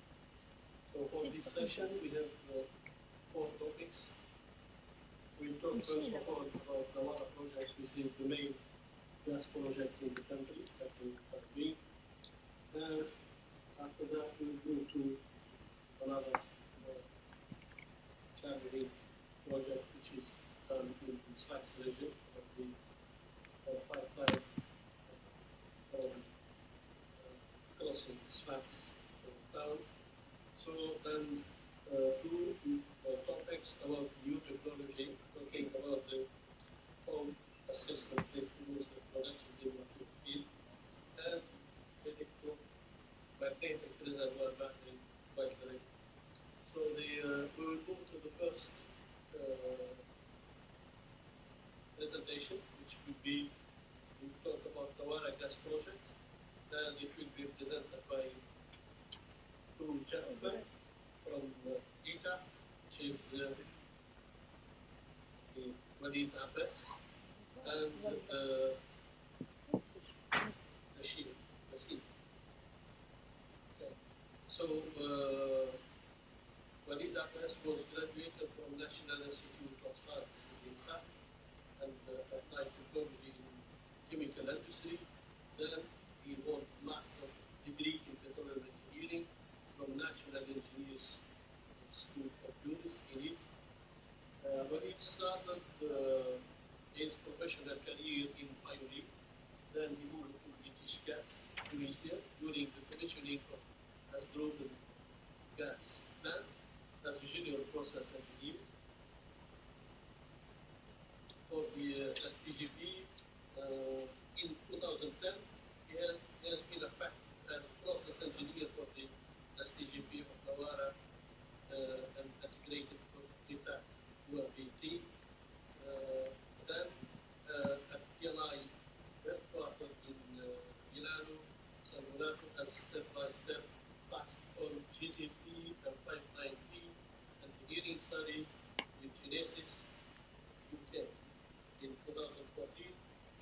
the engineering team performed the detailed design of the GTP, a pipeline with the ABB TBE, and Inelaku in Milan, and it went in April 2017 when it was appointed to the position of commissioning and startup engineer for the GTP project. Wasim Deshir is a chemical engineer from ETAP. He joined ETAP in 2008 as commissioning and coordination in our project. Gentlemen, floor is yours to talk about Nawara. So the minister gave us kind of appetizer yesterday. So let's talk about now in detail about Nawara project.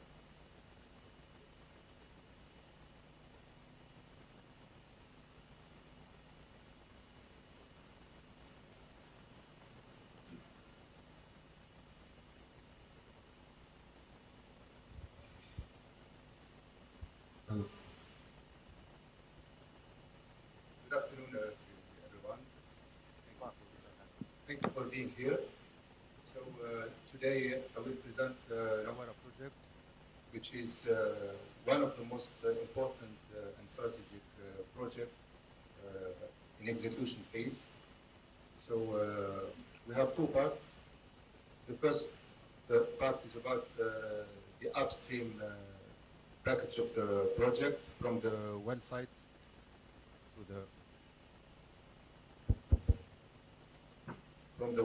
to the CPF, and the second part is from the export line to the GTP.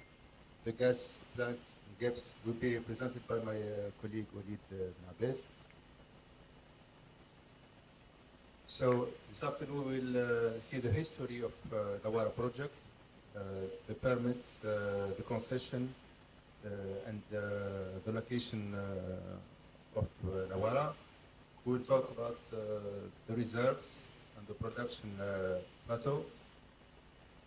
We will see also the different components of the project, from the well sites to the export lines to the facility.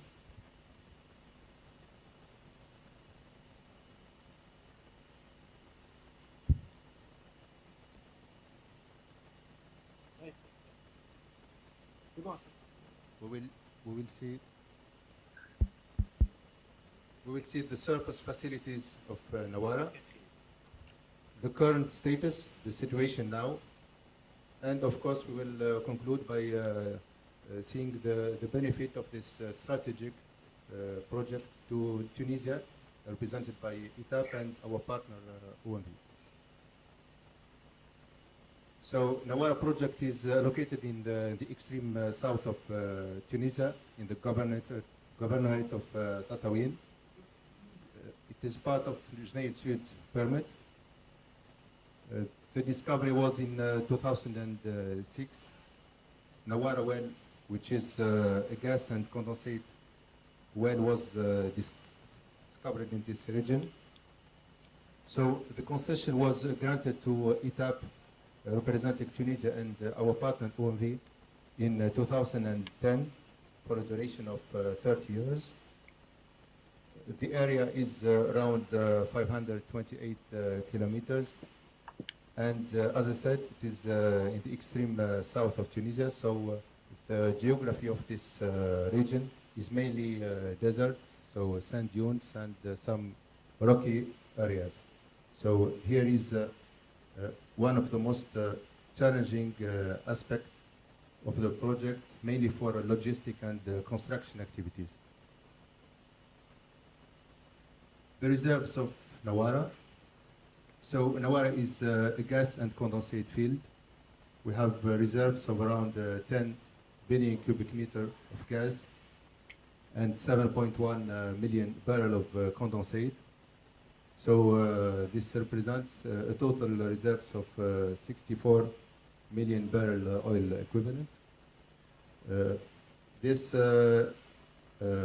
reserve is will have a gas production plateau of around 15 years at a flow rate of 2 million standard cubic meter of gas per day, and 3 years of the 5,000 barrel of condensate per day, which is quite important for both Tunisia and OMV. In the future, there are wells planned for the improvement of the production. So the main components of Nawara are the CPF and the upstream part. So we have 9 wells. We have a gathering system, which is individual flow lines from the well sites to the main treatment facility. So the CPF, which is located near Nawara well, this plant is for the treatment of the gas and condensate before the export to Tatawin plant and Gebis for the final treatment of the gas, and to Trabza for the condensate production. So I will focus on the first section, which is the well sites, the flow lines, and the central processing facility. So in the well sites, we have the well heads. We have solar panels for power generation, for which is needed for the chemical injection pumps and the control panel of the wells. We have a data transmission system for the data transfer from the well sites to the CPF, the flow rates, the pressure, the temperature, all needed data for the production and maintenance activities. The gathering system is individual flow lines from the well sites to the CPF. So we have 6-inch flow lines from the 9 well sites to the CPF. The central processing facility is, as I said, for the treatment of the gas, the condensate, and the produced water. So we have test and production separators. We have condensate stabilization unit to remove the gas from the condensate. We have off-gas compressors to recover the flashed gas from the treatment of the stabilization of the condensate. And we have a storage tanks, 2 storage tanks of a total capacity of 20,000 barrels. This is for the final storage of the condensate before export to Trabza pipeline. Of course, the metering is a fiscal type metering, Coriolis type. This is upstream the export line to Trabza pipeline. For the gas train, we have sweetening to remove the CO2 from the gas using amine technology. We have dehydration package using glycol to remove the vapor, the water vapor from the gas. We have hydrocarbon dew point control unit. So this is to remove the liquid fraction from the gas. So we use the refrigeration cycle technology. We have propane refrigeration package, compressors, in order to meet this hydrocarbon dew point specification. For the metering, as the condensate, it's a fiscal type using orifice type. Before export of the gas to both Tatawin plant and Gebis treatment for the final treatment of the gas. The water will be treated in the CPF as well, and the produced water will be treated. Produced water will be sent to evaporation ponds in the desert near the CPF. We have as well all needed utilities, the chemicals, the nitrogen generation, the power generation, because as you know, we are in the middle of the desert, so we need standalone power supply. So we have 2 gas turbines for the power generation of a total capacity of around 6 megawatt. All of these units will be fully automated. So we have integrated control and safety system, process control system, emergency shutdown for the emergency case, and fire and gas detectors connected with the firefighting system for emergency situation. So this plant is fully automated with a control system and a safety system in the control room. Regarding the design capacity of the CPF, for the gas train, it's 2.7 standard cubic meter per day. This is the current facility, but in the future we can add the future train and other equipment.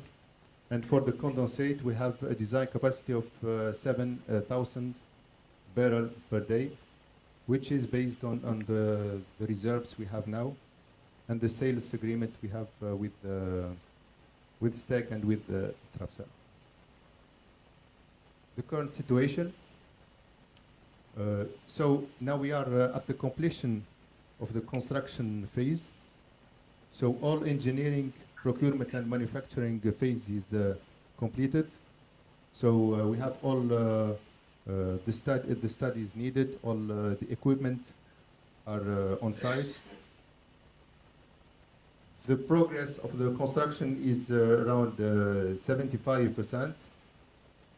The civil and structural works, which include the foundation, the pipe rack, the structured steel, is almost completed, 90%. The installation of the packages and the mechanical equipment is also almost completed, around 95%. So now the main activities we are focusing on are the piping, linking the different equipment with a progress of 70%, and the cables, the control cables, the electrical cables, which is also the main activity during the upcoming months. So it's a progress of 40%. As you know, before the introduction of the gas, we need to test each piece of equipment in the CPF. So this is the mechanical completion and the pre-commissioning. We already started the test, and we have a progress of 6%. After the completion of this phase, we can start the commissioning. That means the startup of the different utilities before the introduction of the first gas, which is planned in 2019. So to summarize, we are at the completion phase, and the target is to test the equipment, the units, and all the package, and to introduce the first gas in 2019. So to summarize, as I said, Nawara is one of the most important and strategic projects now in Tunisia. The benefits of this project is, of course, the job creation during both construction and operation phase.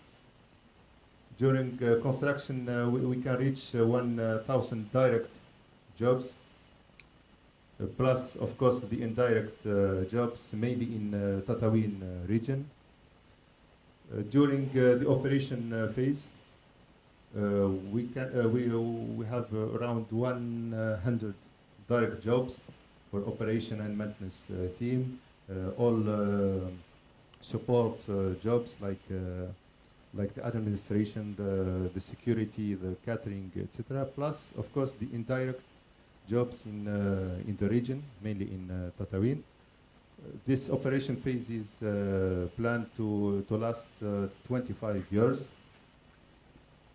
The financial benefit of course, is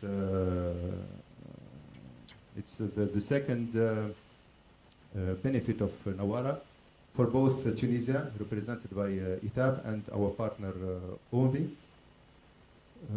So with this production of gas and condensate, Tunisia will improve its gas production. Also OMV, our partner.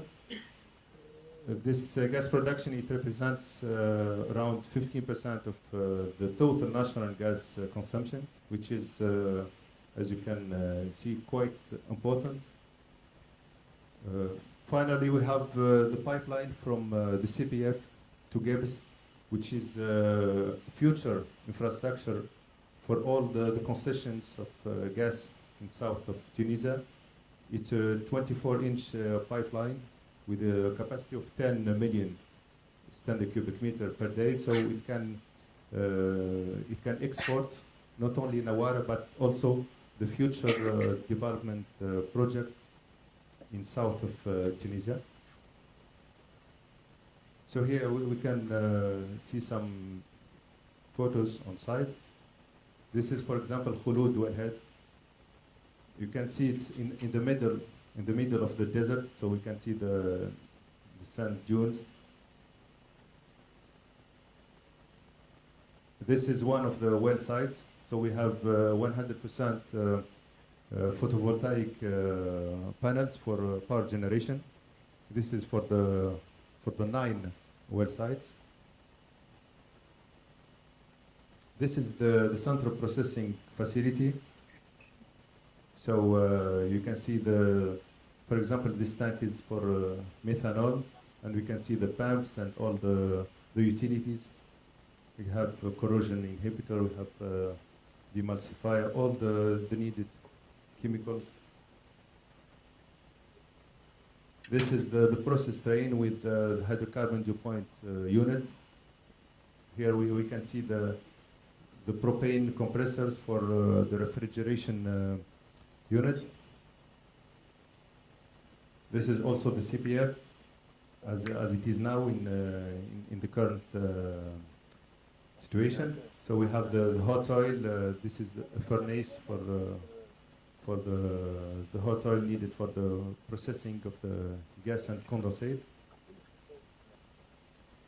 We have, as I said, 2 gas turbines of a total capacity of 6 megawatt. So here we can see the 2 gas turbines in the CPF. We have 2 tanks for condensate storage, a total capacity of 20,000 barrels, 4 days production. This is the high pressure and low pressure flare stack.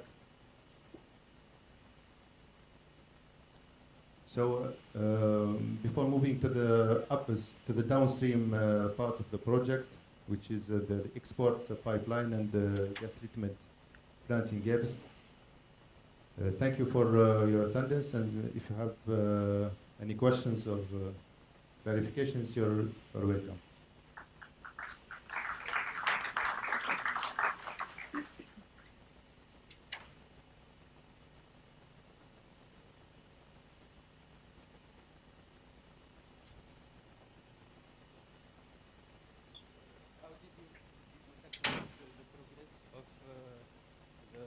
Construction of the CPF, 75%.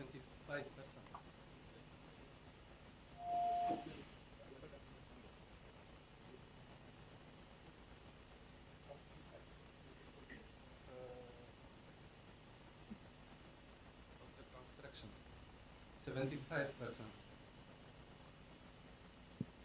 So the construction progress is calculated on the different discipline progress.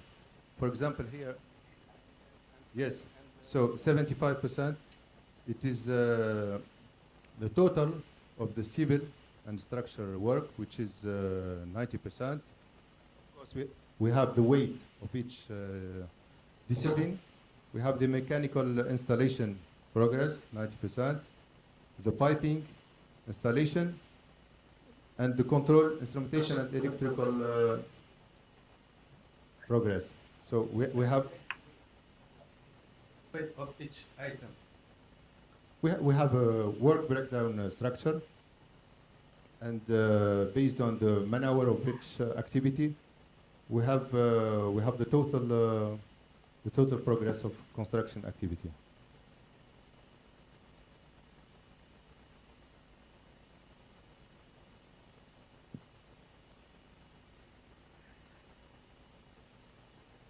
Do you have other questions?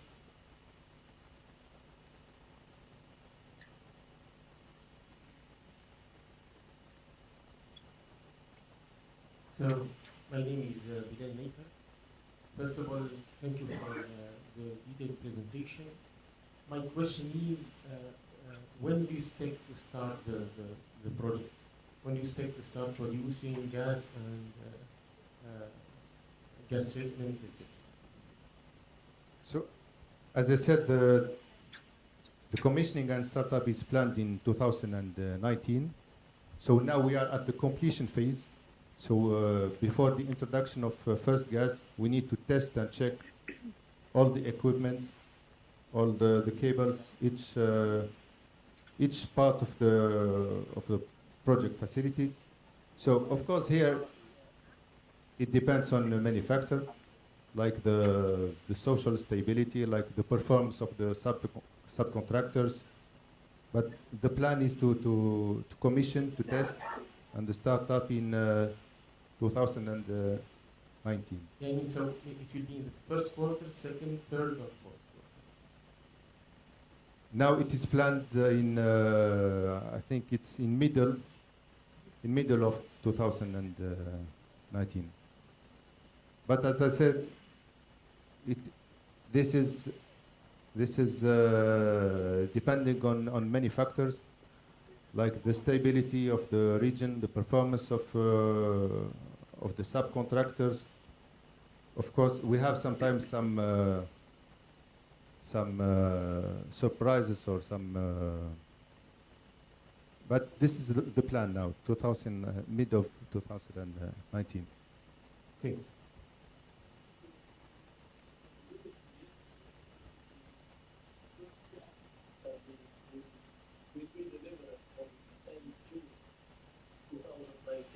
So this time, understand, salle2 is here. So this is what it was also said by all the media today. And do you confirm salle2? Yeah, okay. So means that by end of June 2019, the gas will flow to gas and to the network.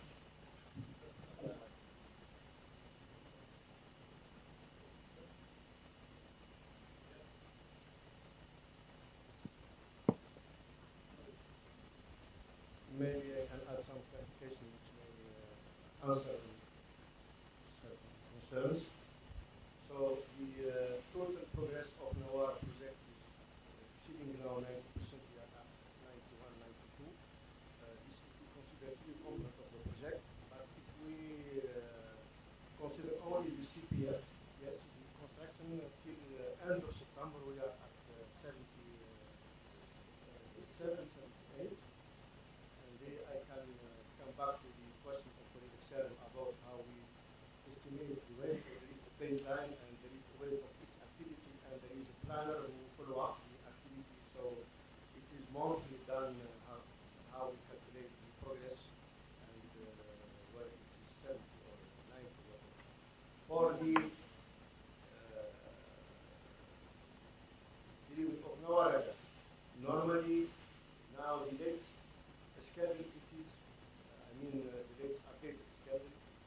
So mechanical completion will be January 15th, January 2019, with the ready for start-up. It will be end of April, May. But when we say the contractor delay it is June or July 2019, this is for the PAC, the provisional acceptance certificate, which is normally 1 month after performing the performance test. Okay. So let's be now optimistic and consider that we will receive our gas middle of third part, or let's say second and third part of Nawara project, it will be commissioned soon, and we will be able to use them for other processes like adding gas. So the target now is to start first quarter producing adding gas through Nawara assets. Thank you. Thanks. Any more questions? So let's take maximum 2 questions, otherwise we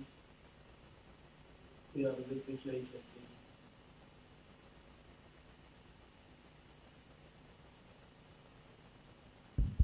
شكرا شبوب subsurface team leader for sharing Diffusion. I mean, we are all working in the same space. It's good to see OMV and the Nawara project seeing the lights, so it's very good for the country, for the foreign investors. My question is taking into account the large expenditure around this project. Is there any upside around this project?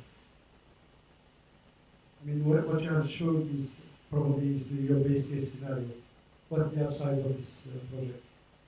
Are there any other upsides to it? The future Yeah, I know installation. within the reservoir, within your accumulation, is there a potential upside that could potentially materialize?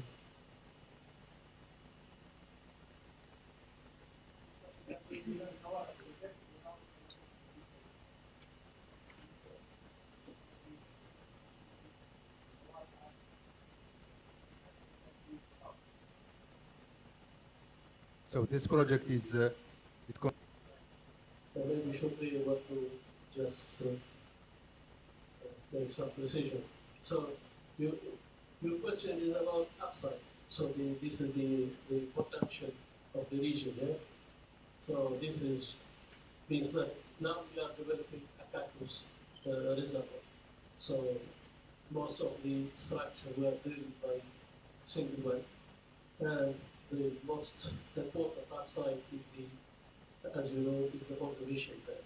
So the pipeline is big enough to drain all what will be discovered in the future, what it will be developed in the future, and I don't know, Siali Guy here is one of the people which is defending this shale gas. It will come one day. So the pipeline is there, infrastructure is built, you are welcome to produce and to bring together what it will be discovered. Not now. I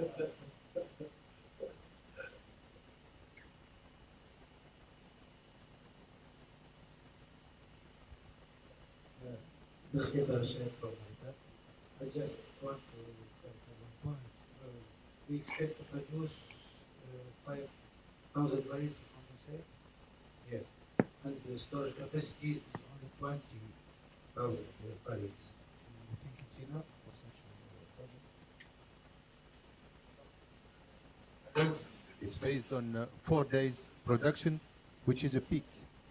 It's not during a long period. This is based on the design of the storage tanks was based on the maximum capacity of condensate production, and the plateau is only 3 years. It's not like the gas, which is a long plateau of 15 years. So we based on 4 days production, and this is the maximum capacity.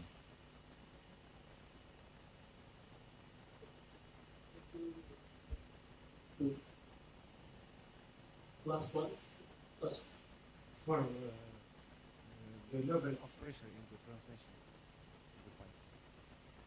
Pressure. Maximum pressure for transmission in the pipe. The design pressure of the export pipeline. Yes. It's 111 bar. This is the pressure. And the capacity is 10 million standard cubic meter of gas per day. 111. Because it's an infrastructure. It's not only for Nawara, but it's also for the future development in the south of Tunisia.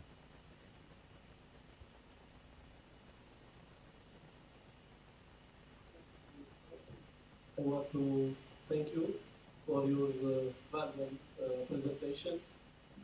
We just, I think that the two gentlemen, yeah, they made it a kind of applause. Thank you.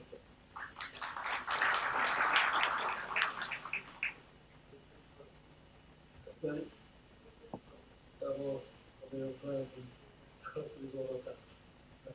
okay, so thank you, Wasim, for the presentation. So I will continue the presentation of the Nawara. So two major other components of the Nawara project is the pipeline and the GTP. So I will start with the pipeline. I will present, this is the agenda of the pipeline. So I will show you an overview of the project, pipeline configuration, pipeline equipment, the 24-inch main pipeline configuration. This is the operation of the pipeline, some photo galleries, and the current status of the pipeline. For the second part is related to the gas treatment plant in Gabis. I will start with introduction, GTP units. We present the block flow diagram of the GTP, units description, process flow diagram, it will be a very basic one, GTP mode of operation, some photo galleries, and GTP current situation. So this is the map of the pipeline. In total, we have 10 pipelines, without considering the flow lines from the wellheads to the CPF. So this is the main pipeline, 24-inch feeding gas from CPF to pipeline. We have two feeders now for the Eli gas scenario from WAH and ANI. We have a withdrawal of gas of 0.6 million from Nawara to TGP gas project, 12-inch. At GTP site in Gabs, we have 5 pipelines, one dedicated for the sales gas, 2 for propane and butane, 1 for the stabilized condensate, and 1 pipeline to import gas from STEC to GTP for the hot commissioning phase.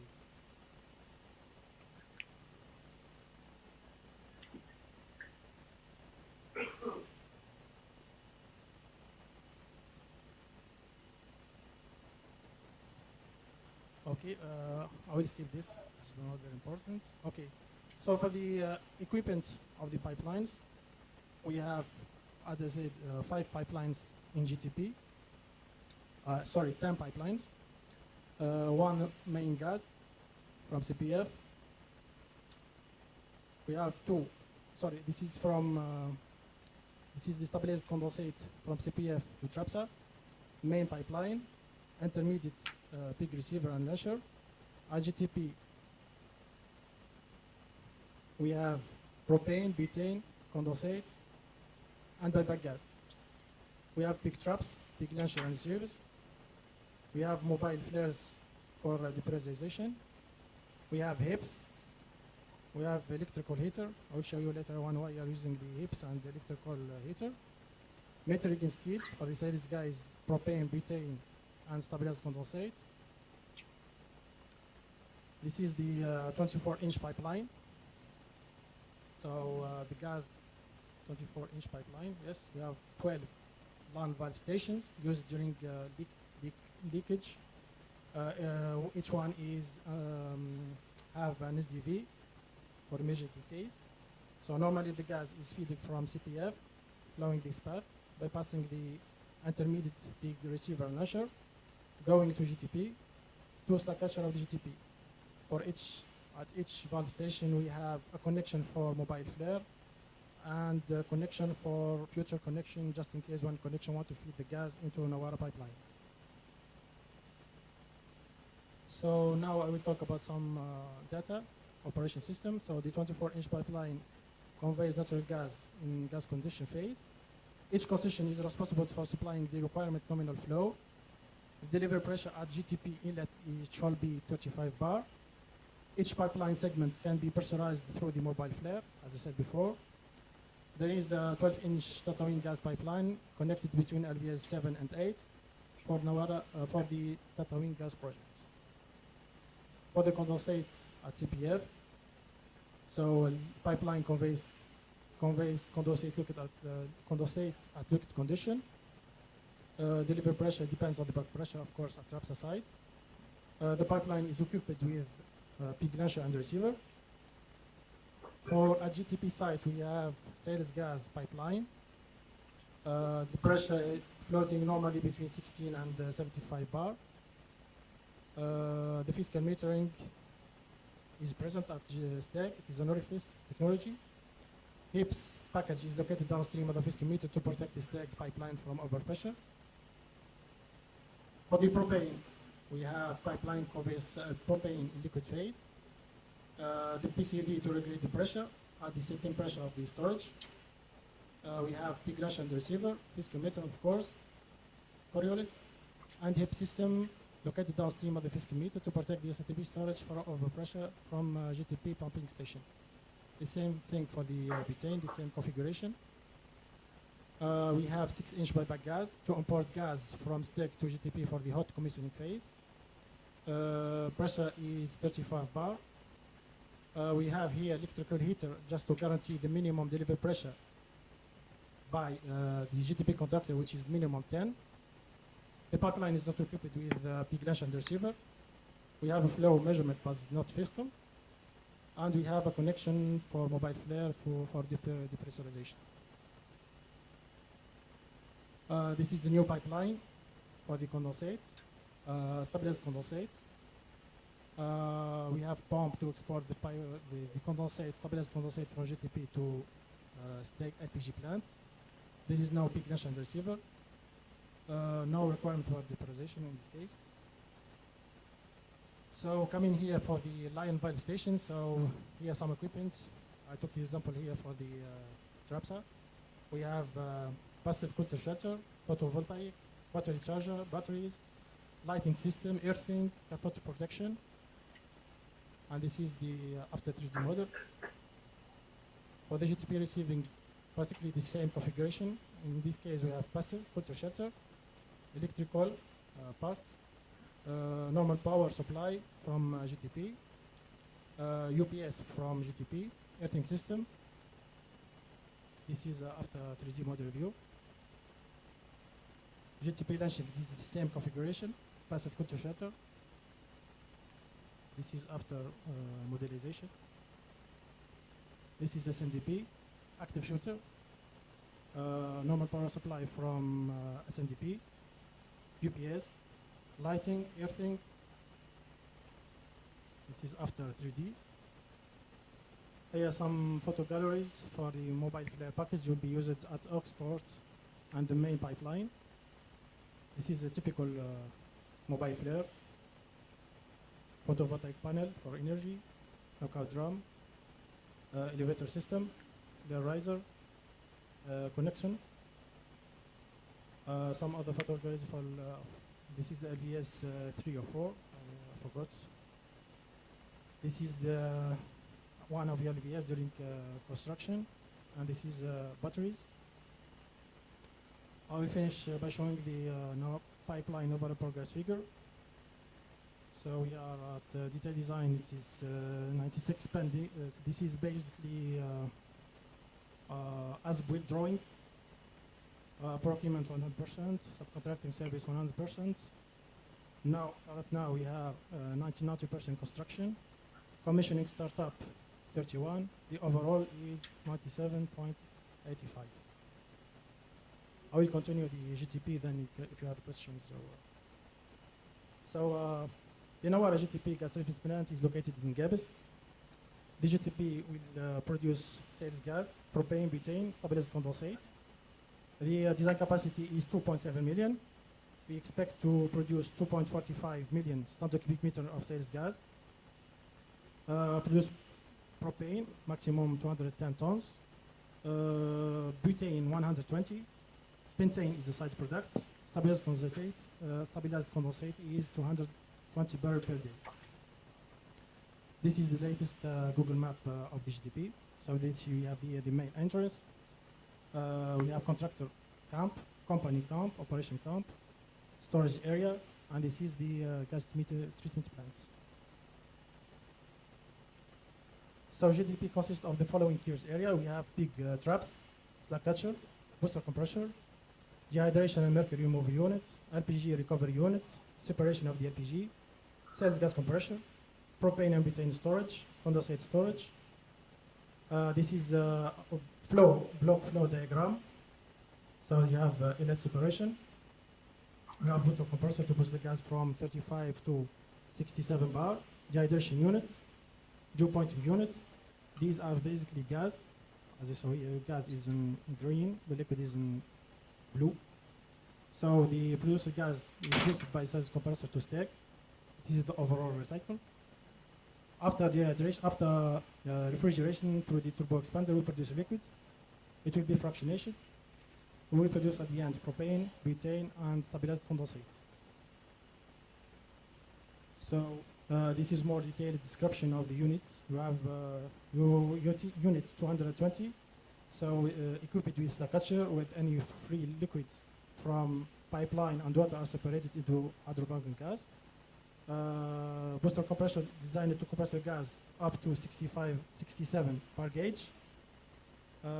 Gas dehydration unit, this is a molecular sieve technology. We have dew pointing unit, unit 130. Unit 233, this is the sales gas compressor.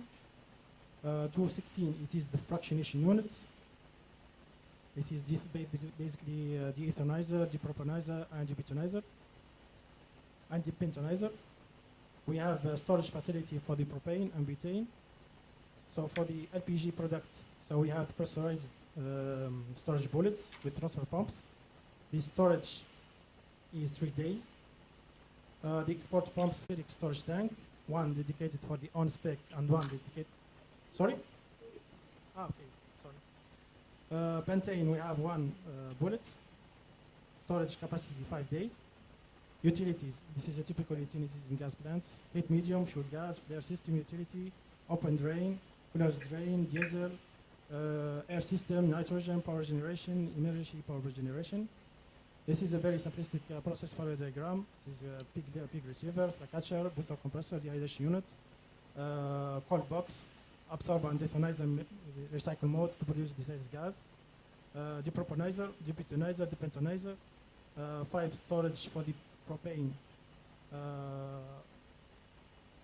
4 for the on-spec and 1 dedicated for the off-spec, 3 for the butane, 1 dedicated for the off-spec and 2 for the off-spec. For the condensate, we have 1 on-spec and 1 off-spec, and this is the pentane.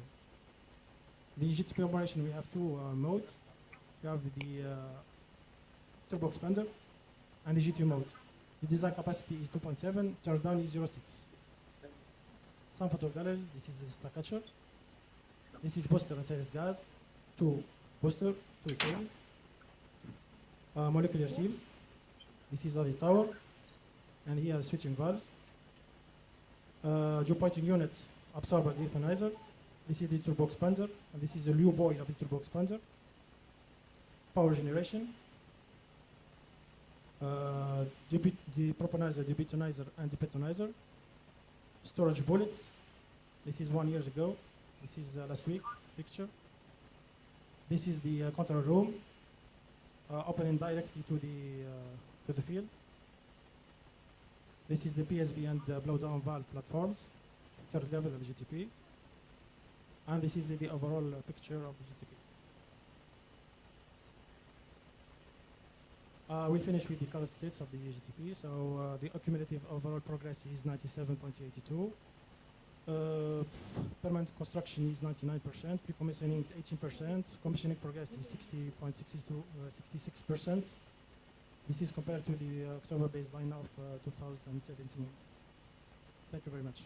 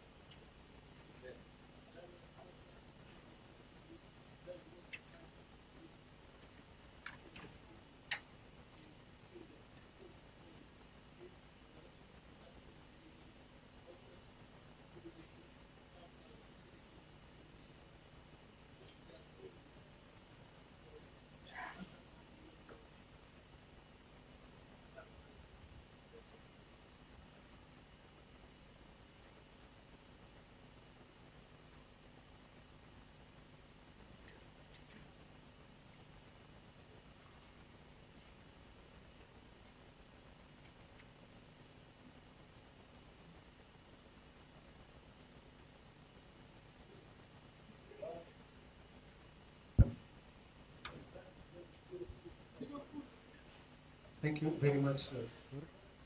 Ladies and gentlemen, good afternoon, and thank you very much for your presence today to this presentation. Today I am coming from SFAX, from TPS, to present to you a challenging project, a project made by Tunisian brain and hands. It's called GBIBA Tank Battery CFTP Pipeline Project.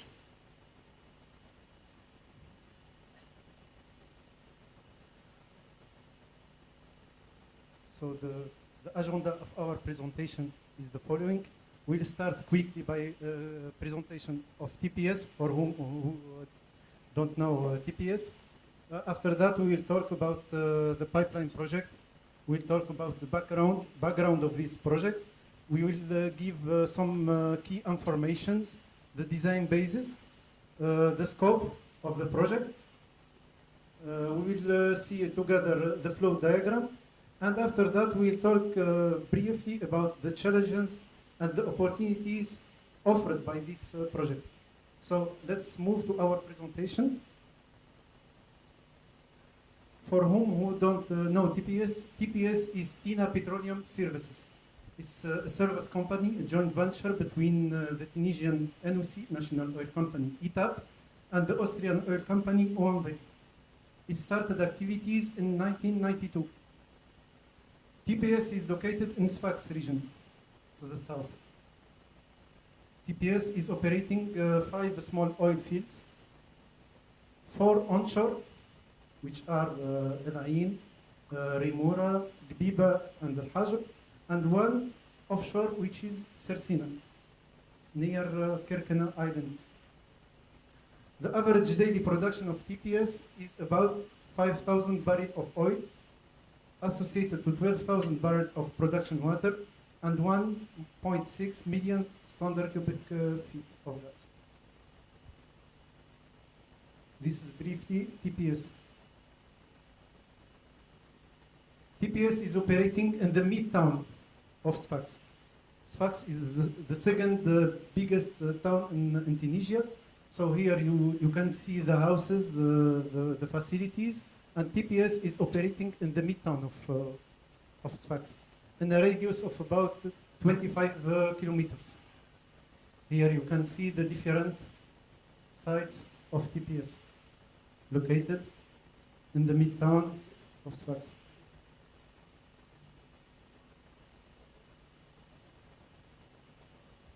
Since we have not a lot of time, so I will not read all this, what is written.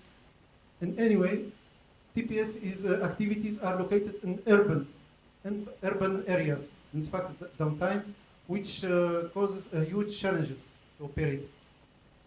The produced fluids by TPS from well sites are carried by flow lines to 2 central processing facilities, CPFs, which are Gbiba station and tank battery. We will see them, Gbiba station and tank battery, later on when we present the pipeline project.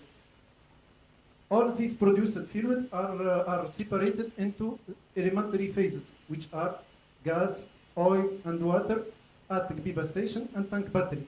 The gas currently is used for power generation, and excess is flared. The water is injected back in the reservoir or in disposal wells, and the stabilized crude oil is transferred to Trapsa, which is the sale point. Now we will move to our main topic today, which is Gbiba tank battery CFTP pipeline. Since the beginning of TPS, the startup of TPS in 1992, the crude oil after stabilization was transported by road tankers.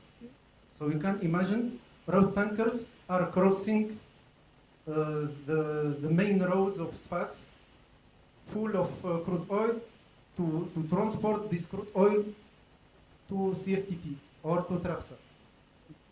This is very risky.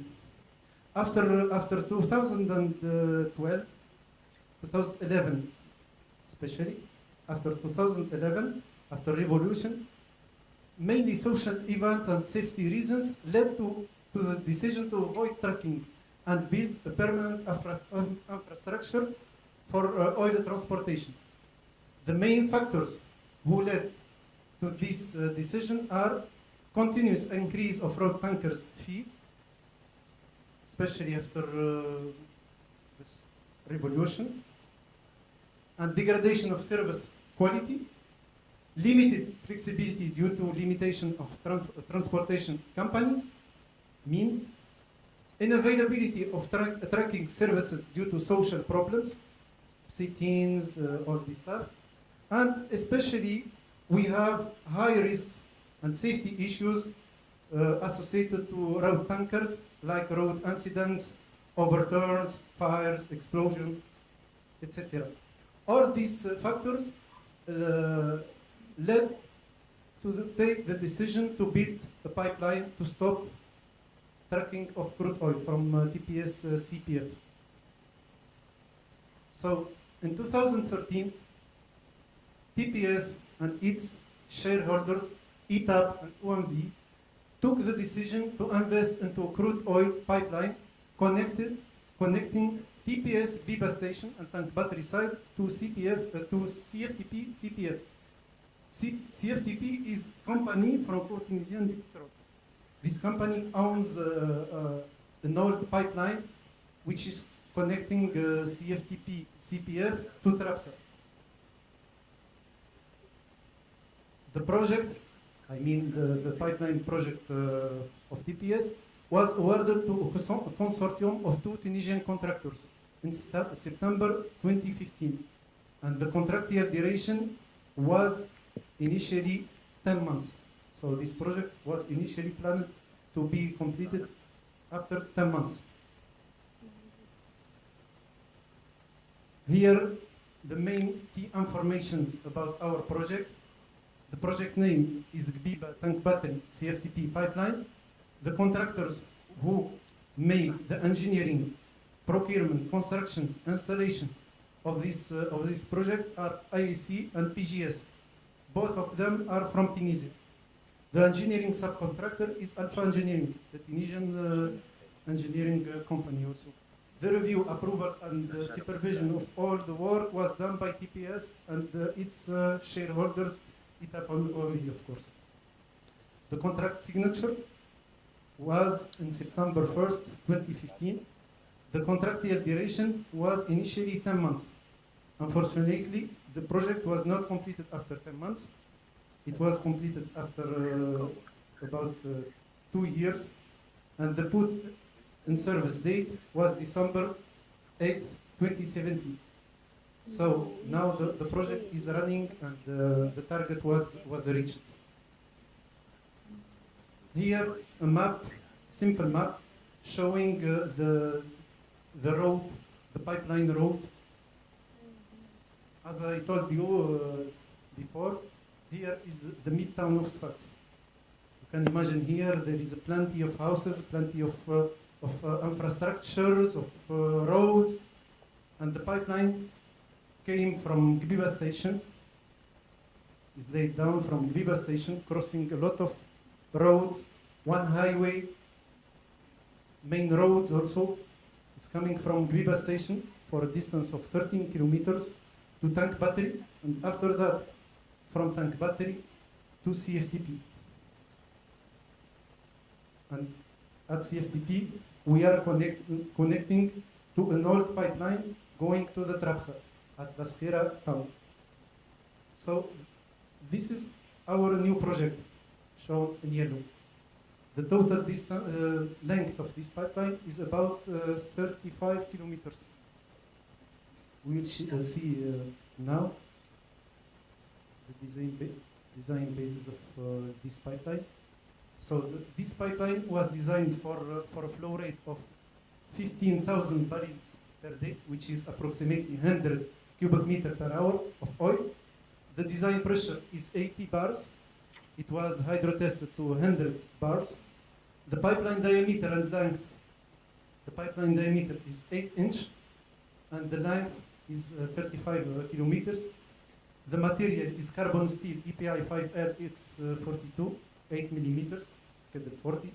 And the design of this pipeline was done according to national and international standards, mainly NT 100 92 ASME B31.4 and all other international standards. During this project, what was done is a laying down of an 8-inch by 35 kilometers underground pipeline from Gbiba station to tank battery, then from tank battery to CFTP. This is the main challenge. The construction of this project was really a challenge because it was crossing a lot of communities, a lot of towns, a lot of small cities. Also, within this project, we installed 2 pumping stations, fully instrumented with all accessories like metering skids, chemical injection skids, peak traps, process safety control, fire and gas detection system. All this stuff was installed within this project. And within this project also, we did the upgrade of our oil transfer facilities at CFTP, and we installed more powerful export pumps to export the oil from CFTP to La Trapsa.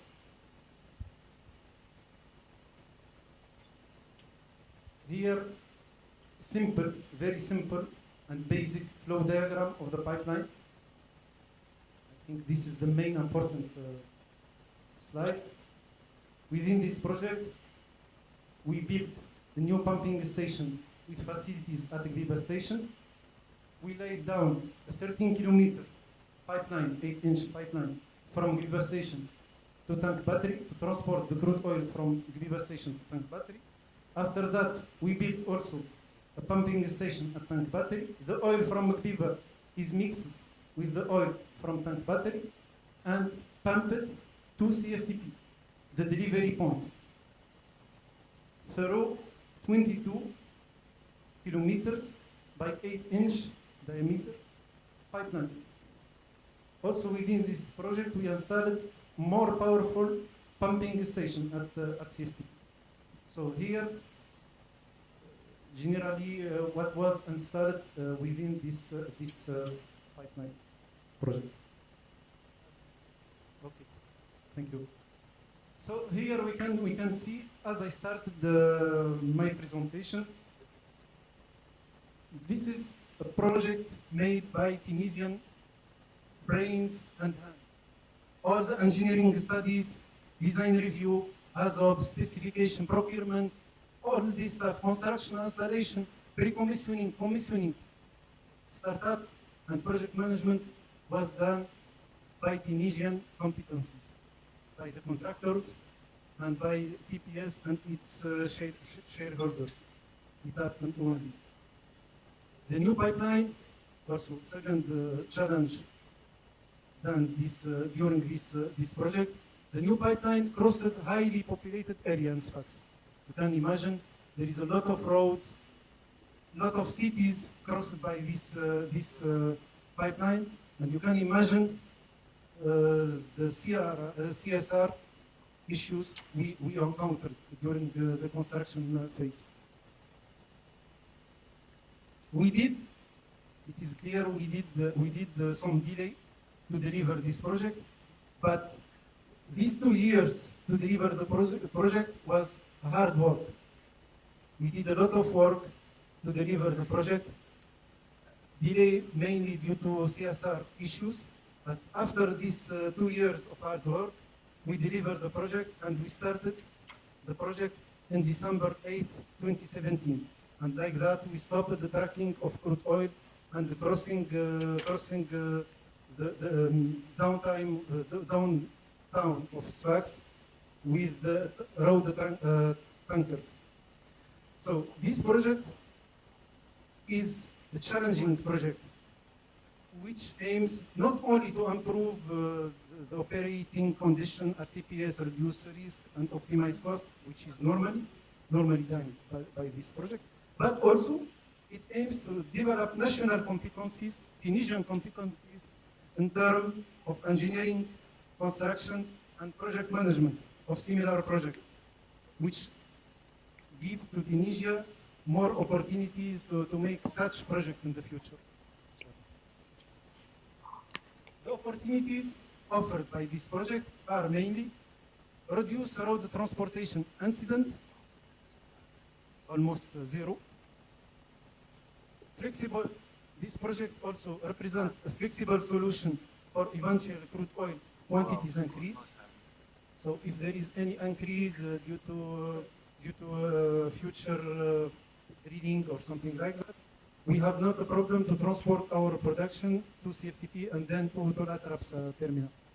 It provides a smooth operation from process to transportation, and like that, by this project, TPS and its shareholders, ETAP and OMV, owns the transportation facilities and have some infrastructure for the future. We move now very quickly to some photos. Here, yes, it's a conclusion. The conclusion is this project is very challenging in terms of realization, in terms of opportunities given to Tunisian competencies to apply their knowledge to perform such a project. Here is a very speaking picture. This is the situation before the pipeline. We have plenty of road tankers loading crude oil, so you can imagine the risk. You can imagine the availability, which is very low. You can imagine also the OPEX, it's very high. And here is the pipeline, which is in service and used to transport the crude oil from our CPFs, Biba and tank battery, to CFTP. Some pictures quickly, very quickly. It's a pumping station at Biba. This is pumping station at tank battery. This is the pumping station at CFTP. The metering skid at tank battery. It contains 2 metering bays over gear technology. Here the chemical injection skid at tank battery. Some photos, there is plenty of photos. Here pig receiver at tank battery. You can see the pipeline, the arrival of the pipeline. And here the pig receiver, the SDV, all this stuff. Pig launcher at tank battery going to CFTP. Metering skid. And thank you for your attention. Thank you very much. Any questions?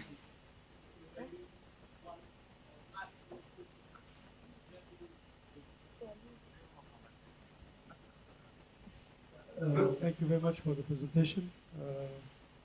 Well done for the project. My name is Shokri Shibouk, subsurface team lead for MISPA. My question is very challenging. If you have to do this job again, or this project again, what would you do differently? If you have to repeat this project again, what would you do differently? What are the learnings? What would you do differently?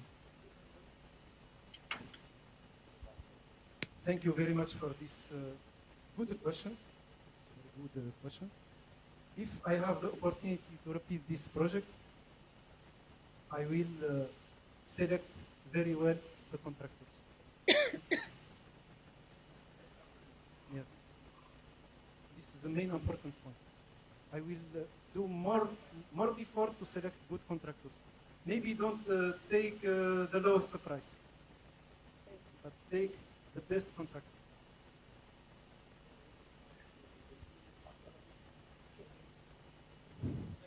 Thank you. Thank you. Thank you very much.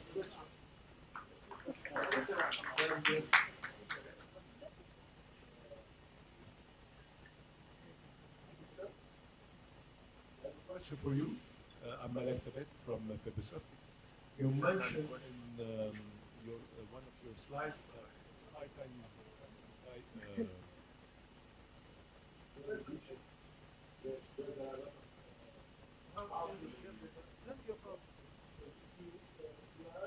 project to put a surveillance solution to prevent from intrusion that can happen in your pipelines by these people and by the earth. Yes. First of all, the pipeline is buried. It's underground. So it is at about 2 meters depth. So it is protected naturally from any sabotism or vandalism or anything. For the protection of the pipeline itself, we are injecting chemical products against corrosion to protect it, to make it run for a longer ride. And we are also cleaning this pipeline, mainly to protect it against corrosion. But for the people, the pipeline itself is buried, and there is some indication to people to don't make any work near this area where the pipeline is laid down. I think this is internationally done like this everywhere in the world. If someone is coming with a machine and trying to dig without seeing the panel of that you show. There is indications. It's written before digging, go and call this number or go to TPS and ask for authorization. Yeah, and everywhere in the world is done like this, I think. Also, we have a marshalling. One time per week, we are doing the marshalling of this pipeline, controlling this pipeline, to ensure that there is nobody coming with a backhoe or something digging on the pipeline. Thank you. Thank you. So the next paper.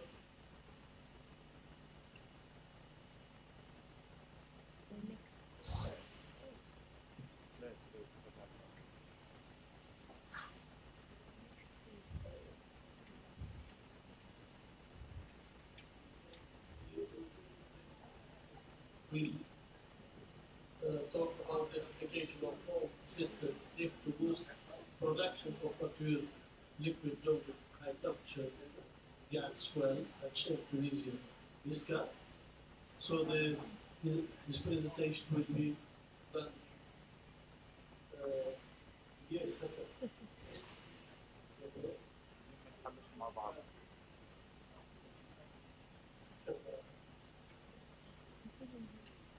1 minute. Okay. Yes is a lead reservoir engineer which has over 9 years of international experience working in various assets within BG Group and Shell. He holds a bachelor's degree in computer science and mathematics from Northwestern University, Boston, and a master's degree in petroleum and geosystems engineering from the University of Texas in Austin. So, yes, the floor is yours.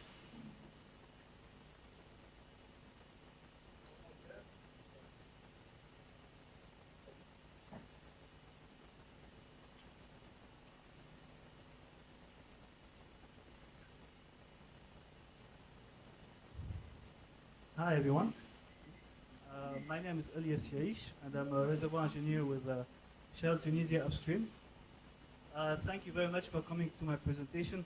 I know it's already late, it's 5 p.m. and I hope I'll make it worth your time. But bear in mind, I'm not the last one, so there's still someone else after me. So this presentation is about the application of foam-assisted lift to boost production of mature liquid-loaded high-temperature gas wells. And this project would not have been successful if it wasn't the collaboration between Shell Tunisia and NALCO, but also within Shell, between Shell Tunisia and the center, and also between the different disciplines, between production technology, process engineering, production chemistry, well engineering. So it's really the impact of the collaboration between all these people coming from different backgrounds and different companies that made this successful. And we have with us here from NALCO, Dr. Elias and Karim Zrubi, who are sitting here if you have some additional questions for them. So, through this presentation, I will take you through the trial objectives and key considerations. I will touch a little bit on the formal theory talk about lab testing and chemical selection. I will talk about the facilities risks and mitigation. I will go over on details about the batch trial results, and then I will give you, in conclusion, the key lesson learned and the takeaways. So, the objective of the trial, as we always have in Shell, is that we always would like to conduct our operations, our interventions, with zero incidents in terms of HSE, health, safety, and environment. So this is always our first objective, is to do our operations, always keeping with good health and safety and environment, so that we don't injure people, we don't impact the environment, and also we maintain the safety of everyone working at the operation. And the second objective was to determine the impact of foam. So it was not really to get production, but to understand the impact of the former on the production, so that we implement permanent facilities that will basically result in improved production or well uptime.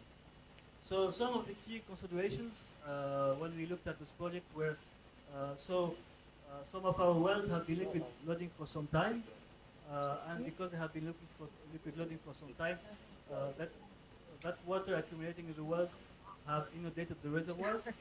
So basically, when we do our batch, we allow some of the water, but we'll have more water coming from the reservoirs, and therefore we may not see really from the beginning immediate results. So we need to do multiple batches to be able to see results, and maybe even if we do multiple batches, that will not be enough. Also, the other consideration is that in our wells, the condensate to water ratio is quite high. So, condensate is a natural deformer. So the condensate will prevent the formation of foam when mixing the foamer with the water. So we had really to find a former that can basically be effective in the presence of a lot of condensate. We also dealing with high temperature wells. So when we started looking for a former agent, one of the key things that we realized that was our wells are very high temperatures, and most forming agents, they don't work at such high temperatures. We looked at different service companies, but actually NARCO was the only one to be able to provide with a former that was effective at these high temperatures. And also in the past, some 10 years ago, we tried to inject salt, sticks to try to unload the wells, but that was not successful. So there was already in the company a general kind of attitude that this trial is likely not to be successful because we have tried this in the past and it was not successful. But we're trying something different this time. The general procedure was to basically shut the well,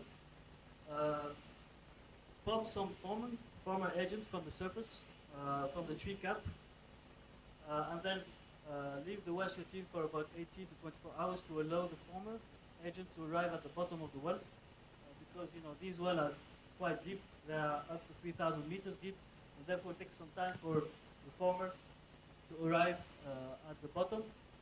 Chase the former with some water to prevent the former from, because of the temperature, dehydrating and deteriorating.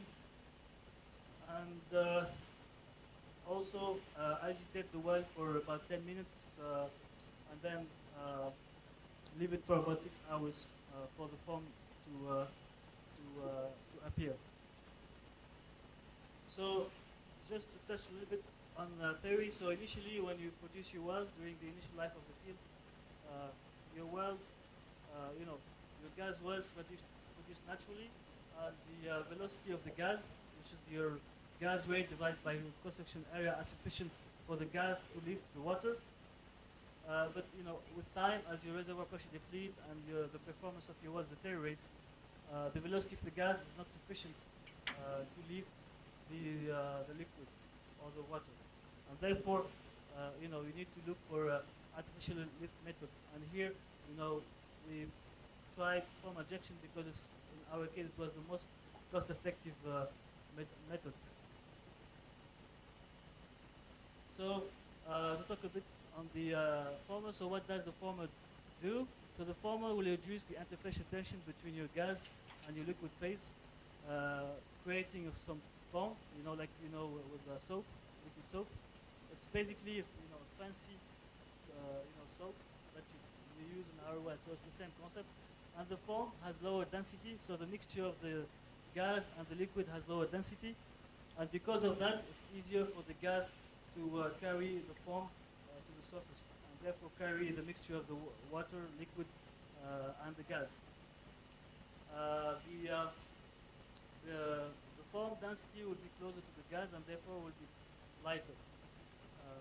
But the former can cause issues with the separation during the in your facility. So because it basically facilitates the mixture of the gas and the liquid afterward, when you want to separate them, it may create some difficulties. So this is kind of the steps we took in our project. So initially, we started looking at the wells, trying to identify which wells were liquid loading, and started looking at whether we can improve the performing by reducing the impact of liquid loading. We took some gas, water, and condensate samples, and we sent them for lab analysis. And then NARCO, did some analysis on the trying different forming agents with our condensate and gas to see which forming agent would be the most effective. And also they looked at different reformers. So in case we have a lot of foam at the surface, what kind of chemical we can use to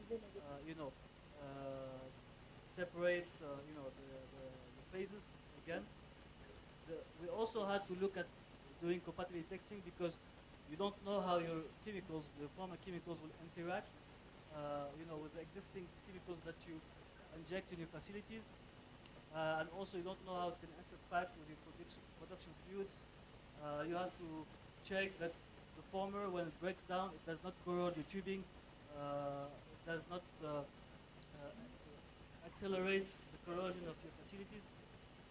So all this, is very important, and it's really important to do because if you don't properly select your former, you may not get any results, but worse, you may damage or hinder your production. Then, we worked on the design of the batch injection.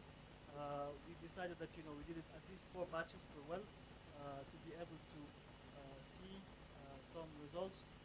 We also designed how we're going to pump the batches. How much you need to wait for, you need to calculate how much you need to wait for the former to arrive at the bottom based on average speeds of liquids. And we also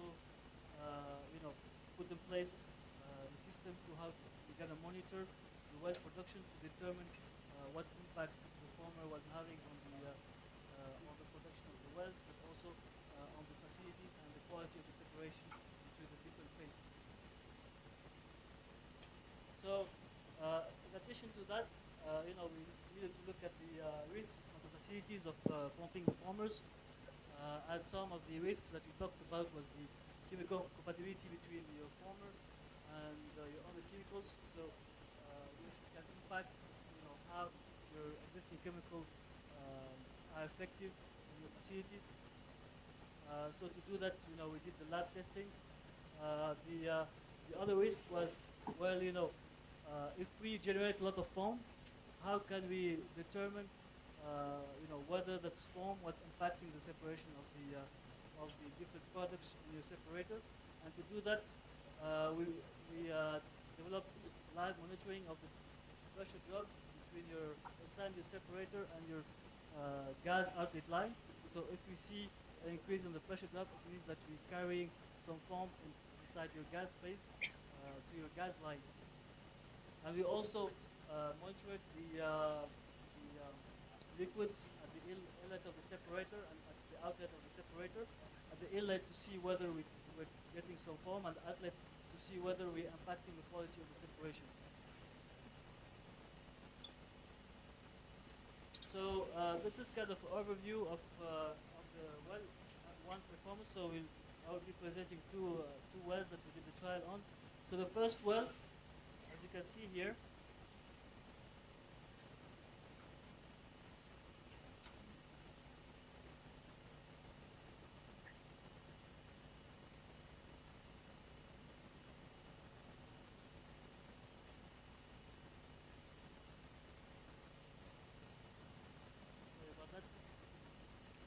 so the first well, you can see from the upper left, this is the gas rate versus time, and this is the flowing turbine head pressure.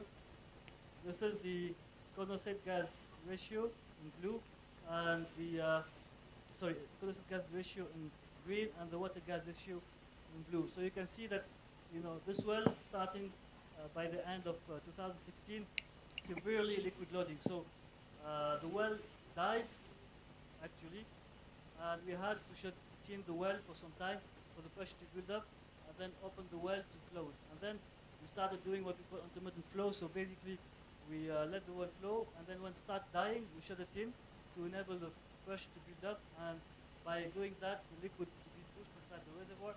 And then after about 3 to 5 days, we open the well again, and the well starts producing at about 1 to 2 million scf per day. And because of that, we had to shut the well every time, and this was impacting the uptime of the well. In addition, we're not really producing back the liquid, we're pushing them back inside the reservoir, so we're accumulating water inside the reservoir, which was basically impacting the performance of the well. This is kind of this is a plot of the tubing head pressure versus gas rate over time, and you can see this was when we start doing the intermediate flow injection. Intermediate flow, sorry. So when we shut in the well, so you can see that we have to shut in the well for some time, and then we flow the well, and then we shut in some time, and then you can see the the well slugging and the gas rate. So when we did the batch, these are the results. So on this table you find the average 24-hour gas rate. On this table we find on this column you find the water gas ratio, and this column water gas ratio, and this column you find the condensate gas ratio. And you can see that when we did the batches, we did not see really a significant increase in the gas production. But what we saw was a significant increase in your water gas ratio and your condensate gas ratio. So why from a gas performance we were not seeing really big upside? We were actually effectively loading the well. So and this is important to note, because people will say that, well, this trial was not successful because we didn't see the incremental gas, but we actually were loading the well, and basically the former was being effective in terms of loading the well. And one can basically, by determining this, predict that actually with time the performance of the well would improve. So this is kind of the 4 batches that we injected. You have your gas rate, your water rate, and your shutting turbine head pressure. You can see that you still the well is struggling to flow gas, but here we started producing much more water.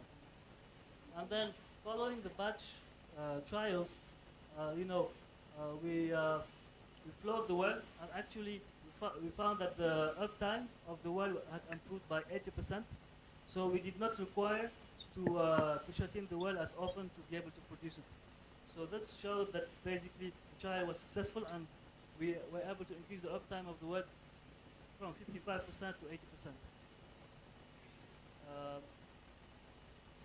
This is the second well. So the second well was not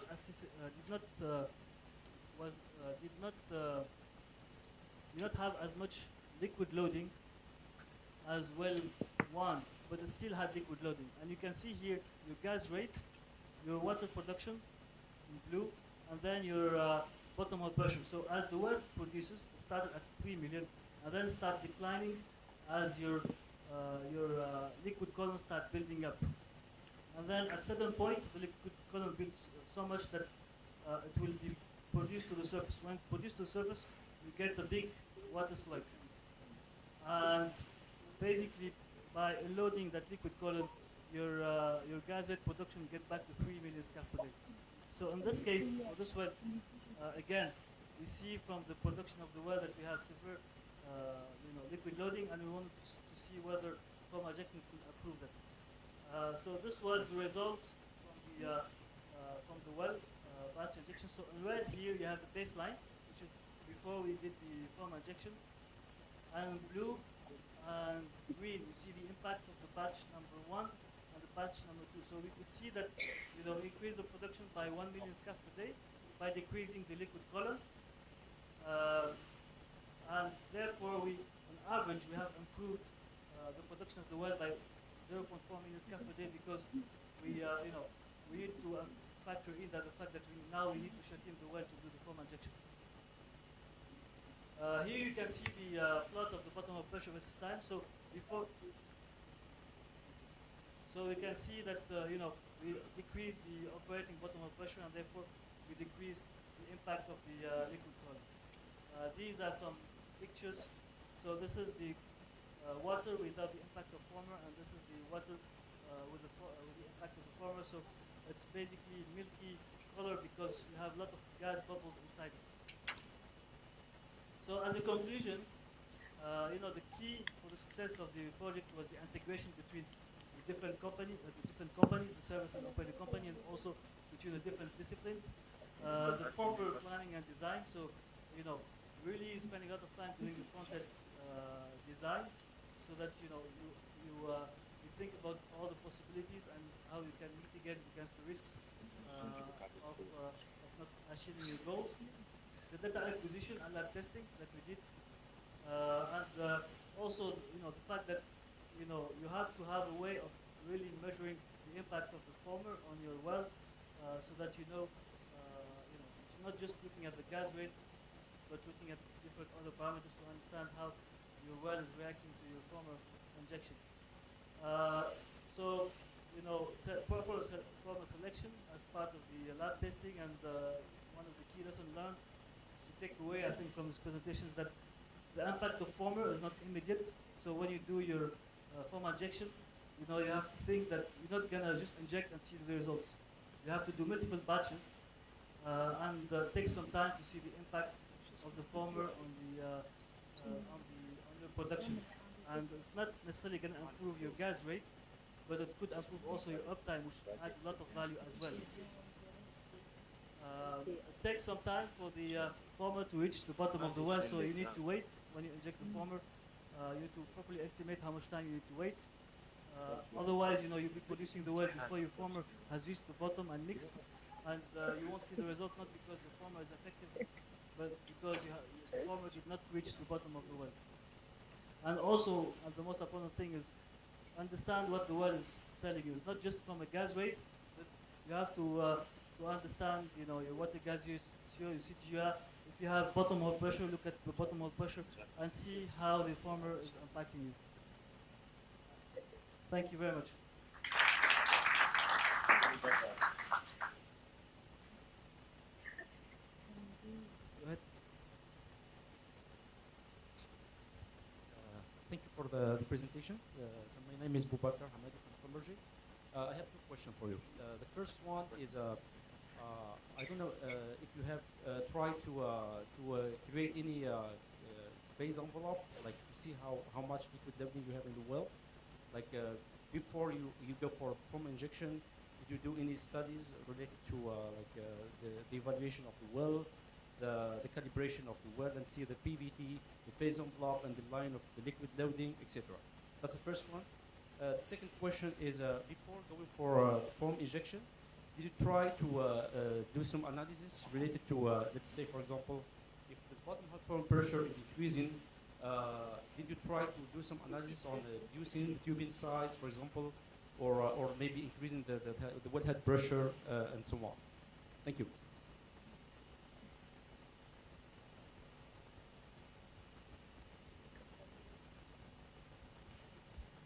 So, question. So, how did we know that we had liquid loading? So, basically, the analysis we've done was to understand, the critical velocity of our wells, and we know that these wells are producing below the critical velocity, and therefore the liquid loading. We also did run, gauge and to detect the liquid level in one of the wells.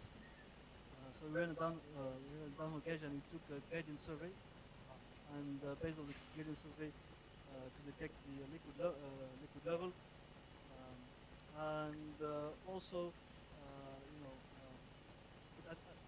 also NALCO did some modeling to try to determine the impact of the velocities on the liquid loading of the wells.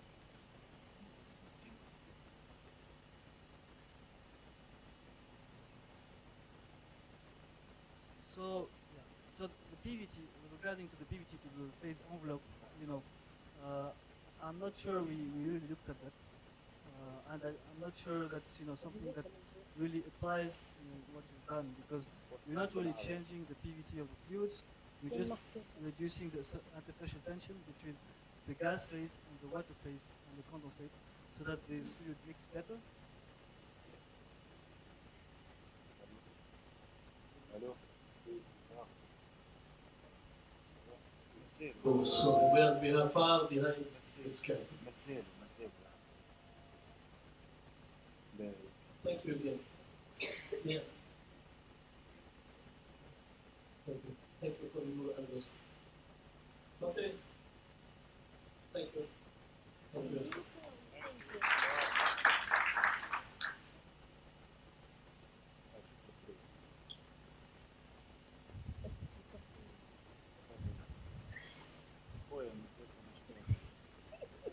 لحظة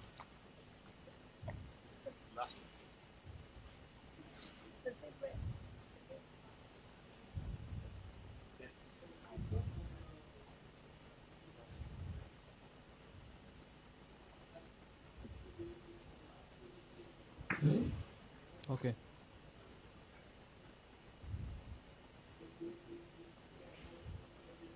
Magnetic reservoir mapping, wide drilling technology, which improves field development results in Southeast Algeria. So this presentation will be done by Mr. Abdelhab Al-Khliber.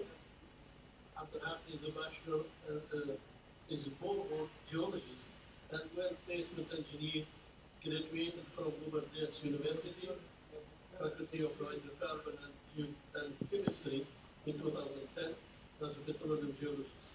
Abdelhab had contributed during his 8 years in the oil field with Schlumberger in North Africa in processing and geological interpretation of well mining and logging while drilling images, fractures, and structural analysis for geological modeling, also leading steering horizontal wells project in 10 countries for different operators. For presenting me.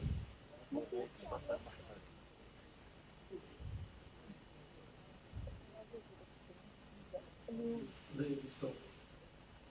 Yeah.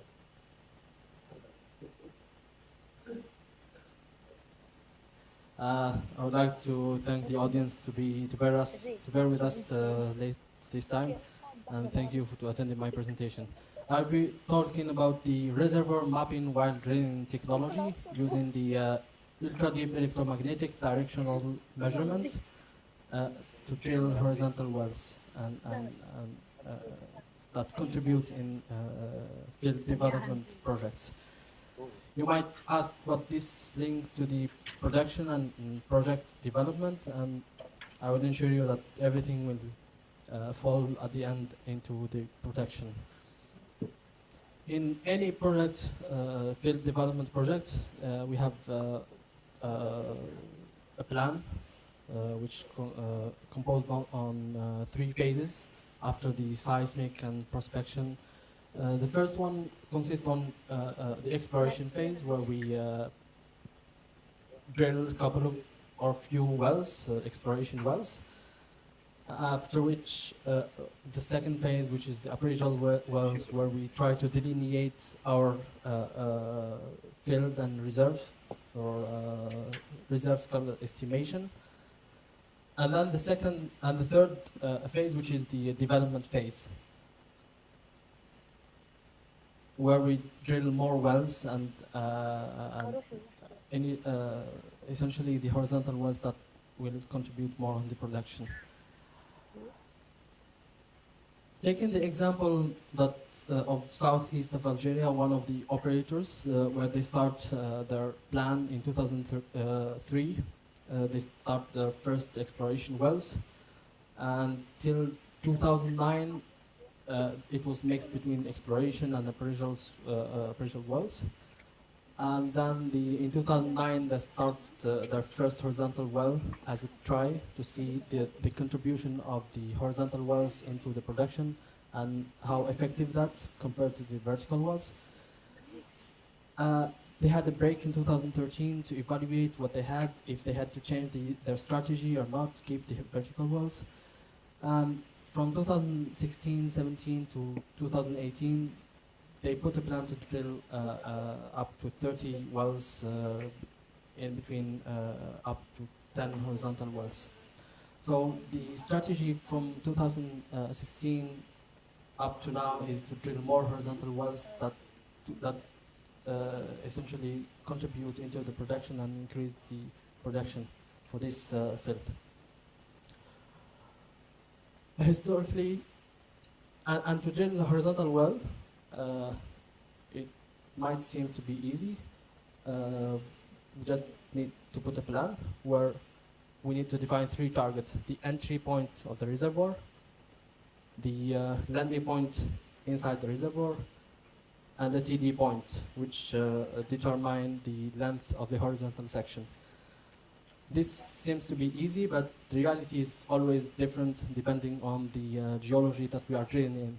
And in some cases where we have to cross faults that lift up the reservoir up or take down the reservoir down, so we have to find a solution to interactively adjust our trajectory in real time to be always inside the reservoir. And this is called the well placement, or in the industry as the geosteering. If we want to define it, it's the planned interactive placement of the wellbore using geological criteria and real-time measurements. All this goes in one goal, is to maximize the return of investment, because we are putting money and we need return. And the return comes by footage per day, how many meters of foots we drill per day, by reducing the drilling flat time and increasing the ROP, which is the drilling speed. And in second hand, which is talking about the reservoir exposure, by enhancing the reservoir description by maximizing the reservoir contact. Historically, the operators in oil field, if they want to drill horizontal wells, what they do as first step is to drill a vertical well, which is called a pilot well. They define the structure, the top of reservoir, the oil-water contact if existing, after which they sidetrack the vertical well and go to the drain section, the horizontal section.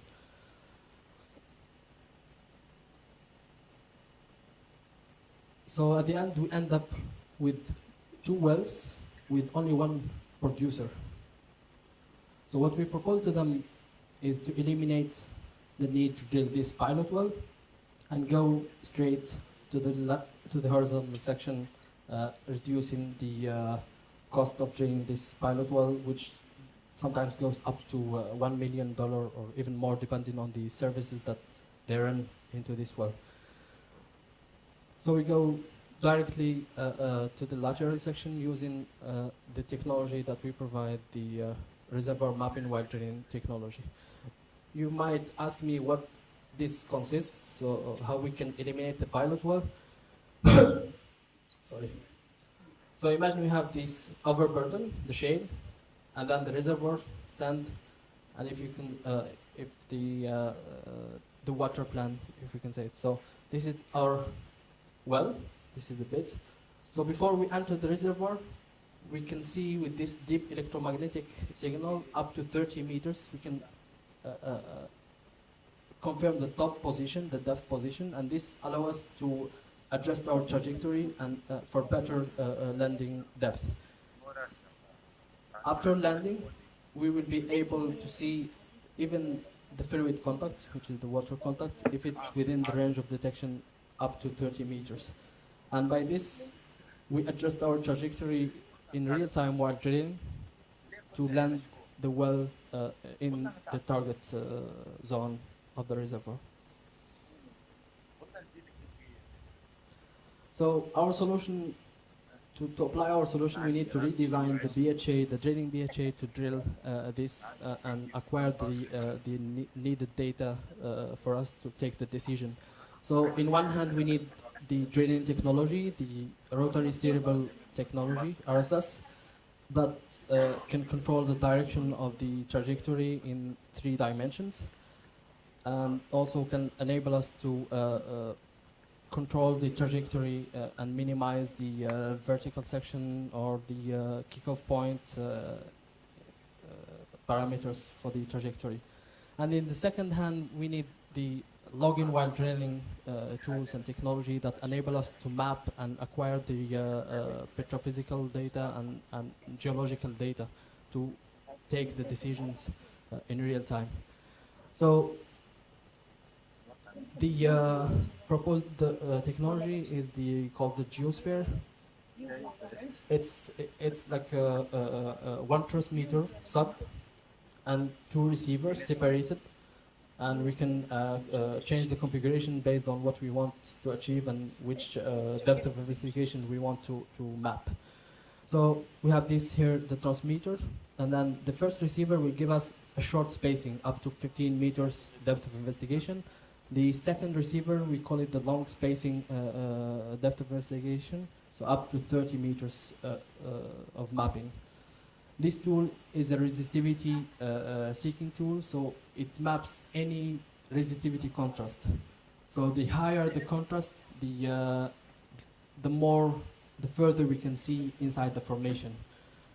And as you know, we have 3 parameters that control how far we can see. We have the frequencies that we are firing this electromagnetic signal with. The lower the frequencies, the further the signal will travel into the formation. And the spacing between the transmitter and receiver. So that's why we are configuring interactively our BHA to achieve, to capture the maximum of signal for us. And then the third parameters, which is the formation resistivity, which we cannot control. So the response of this technology depends from a reservoir to another one based on the formation resistivity. To show you in reality how this technology apply and the results of this technology, I'm showing you an example here from North Sea, just to illustrate this. So they have seismic and some horizons, and this is the reservoir zone, which is a sand injectite environment. As you know, the seismic have limitation and uncertainties because of the velocity conversion. So it cannot resolve below 20 to 15 meters. So we have a huge uncertainty in terms of depth of the reservoir and position. And also uncertainty about the thickness of reservoir and horizontal parallelism, let's say. So if we zoom in into the reservoir, because it's sand injectite, it doesn't have a horizontal shape of layers, but the sand can go anywhere depending on the stress applied of the overburden. And it's difficult to map. If you drill, for example, a well here, this is the response where we got from the gamma ray that tell us that is a clean sand, and the typical response of the sand filled with hydrocarbon, which is higher resistivity. If we put another well here, because of the, as I said, lateral variation of the sand injectite and this environment, so we have different response. and we cannot map the whole reservoir with the same philosophy. So if we put the distance to boundary technology to geosteer the well into the target, we will see some variation change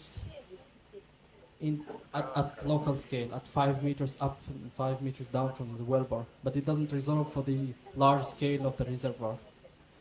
So by using geosphere reservoir mapping wire technology, it gives us a full picture of the reservoir. So all what you can see here in blue is non-reservoir, considered as shale, and everything which is reddish, considered as sandstone reservoir, that in this case is filled by hydrocarbon, so it's producer. We can, even by having this, what we call it inversion, we can map the top and base of the reservoir and export it to update our static modeling that will be used into the dynamic model for the reservoir engineers, for example, to do the work. This is the example of North Sea. Now we'll move to the example of Algeria. So for confidentiality reason, I will not show a lot of details, but I'll try to give you the idea of what we did and what we proceed into this. So this operator is operating in southeast of Algeria. So they had the main target reservoir, which is the fluvial system. Yeah, a braided channel complex system. So this is how it looks like in the old geological age. In this time, so it's a 4 stacked channel system, all superposed into the one above the other. So it's consists a reservoir of up to 30 meters of thickness, 29 to 30 meters, that represent the best reservoir in this area, which is the Triassic reservoir. As I said in the beginning, they were to drill the horizontal wells. They were planning for a vertical well, pilot well, and then go for the horizontal well.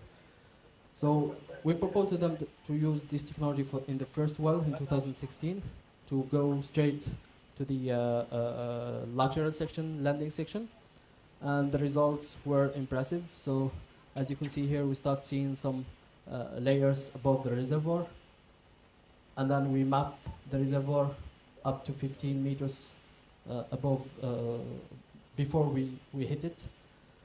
We adjust our landing point below the gas oil contact, and at landing point we confirm the position of oil water contact, because they had the general field oil water contact, but it has some uncertainties. So we confirm the position of the oil water contact, and this helped them to better estimate their reserves and the effective thickness of their reservoir. Of course, the next section will be drilled up to 600 meters, if I remember, horizontally, using distance to boundary technology for proactive change into the lateral section. After evaluating the results of this well, they were happy and impressive of this technology that saved them, as I said, up to $1 million per well. So they were excited to use it in the other wells. So in 2017, we drilled with them 2 other wells with the same technology. We could, yeah, thanks. We could map the reservoir, top of reservoir, and also the oil water contact to place the well at the top of the target zone. The third well, which was a bit challenging compared to the 2 first wells, because the formation came up around 10 meters above the expected top, and we had to react to proactively change our trajectory and landing point to be inside the reservoir. And fortunately, operation were helping us a lot to achieve these results. as a conclusion of this project, we successfully placed the 3 horizontal wells. We landed them and drilled them horizontally into the target zone with 100% net to gross. Cost saving of 20% from the original budget of this horizontal well, using eliminating the pilot well. Fully mapping of the reservoir extension, thickness and lateral variation, and also mapping the oil-water contact position. Optimized oil production and recovery, avoiding early water breakthrough by placing the well in the right position and the optimum position to maximize the life of the well. And this technology became the preferred practice for this customer in their field development with drilling the horizontal wells. You noticed me, I was focusing only on the landing part, but this technology have different many applications. I'm sitting here just 3, but we have different applications. If we try to think about the ultra deep electromagnetic signal, how it moves into the formation, how we can capture it, even the algorithm, how we can we change them to capture even the ellipsoid of the electromagnetic signal. So we use this technology in the landing application to place the well in the right spot without losing a lot of budget. Even geosteering inside the reservoir in the lateral section. In this case, as you can see, this reservoir is pitching out, so we knew more than 100 meters that there is another reservoir above us. So the decision here was easy to build up the inclination and go target this reservoir. And the third application is the reservoir mapping. Once we map the position of the top and place, we can export them, update the models, static model for the future wells. If I want to summarize my presentation in one sentence, I can say there is no place left for hydrocarbon to hide. Thank you.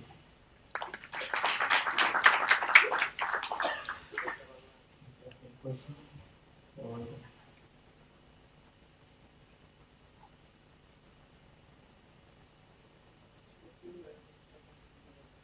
too late today. So thank you for your effort. Thank you for valuable presentation. Thank you.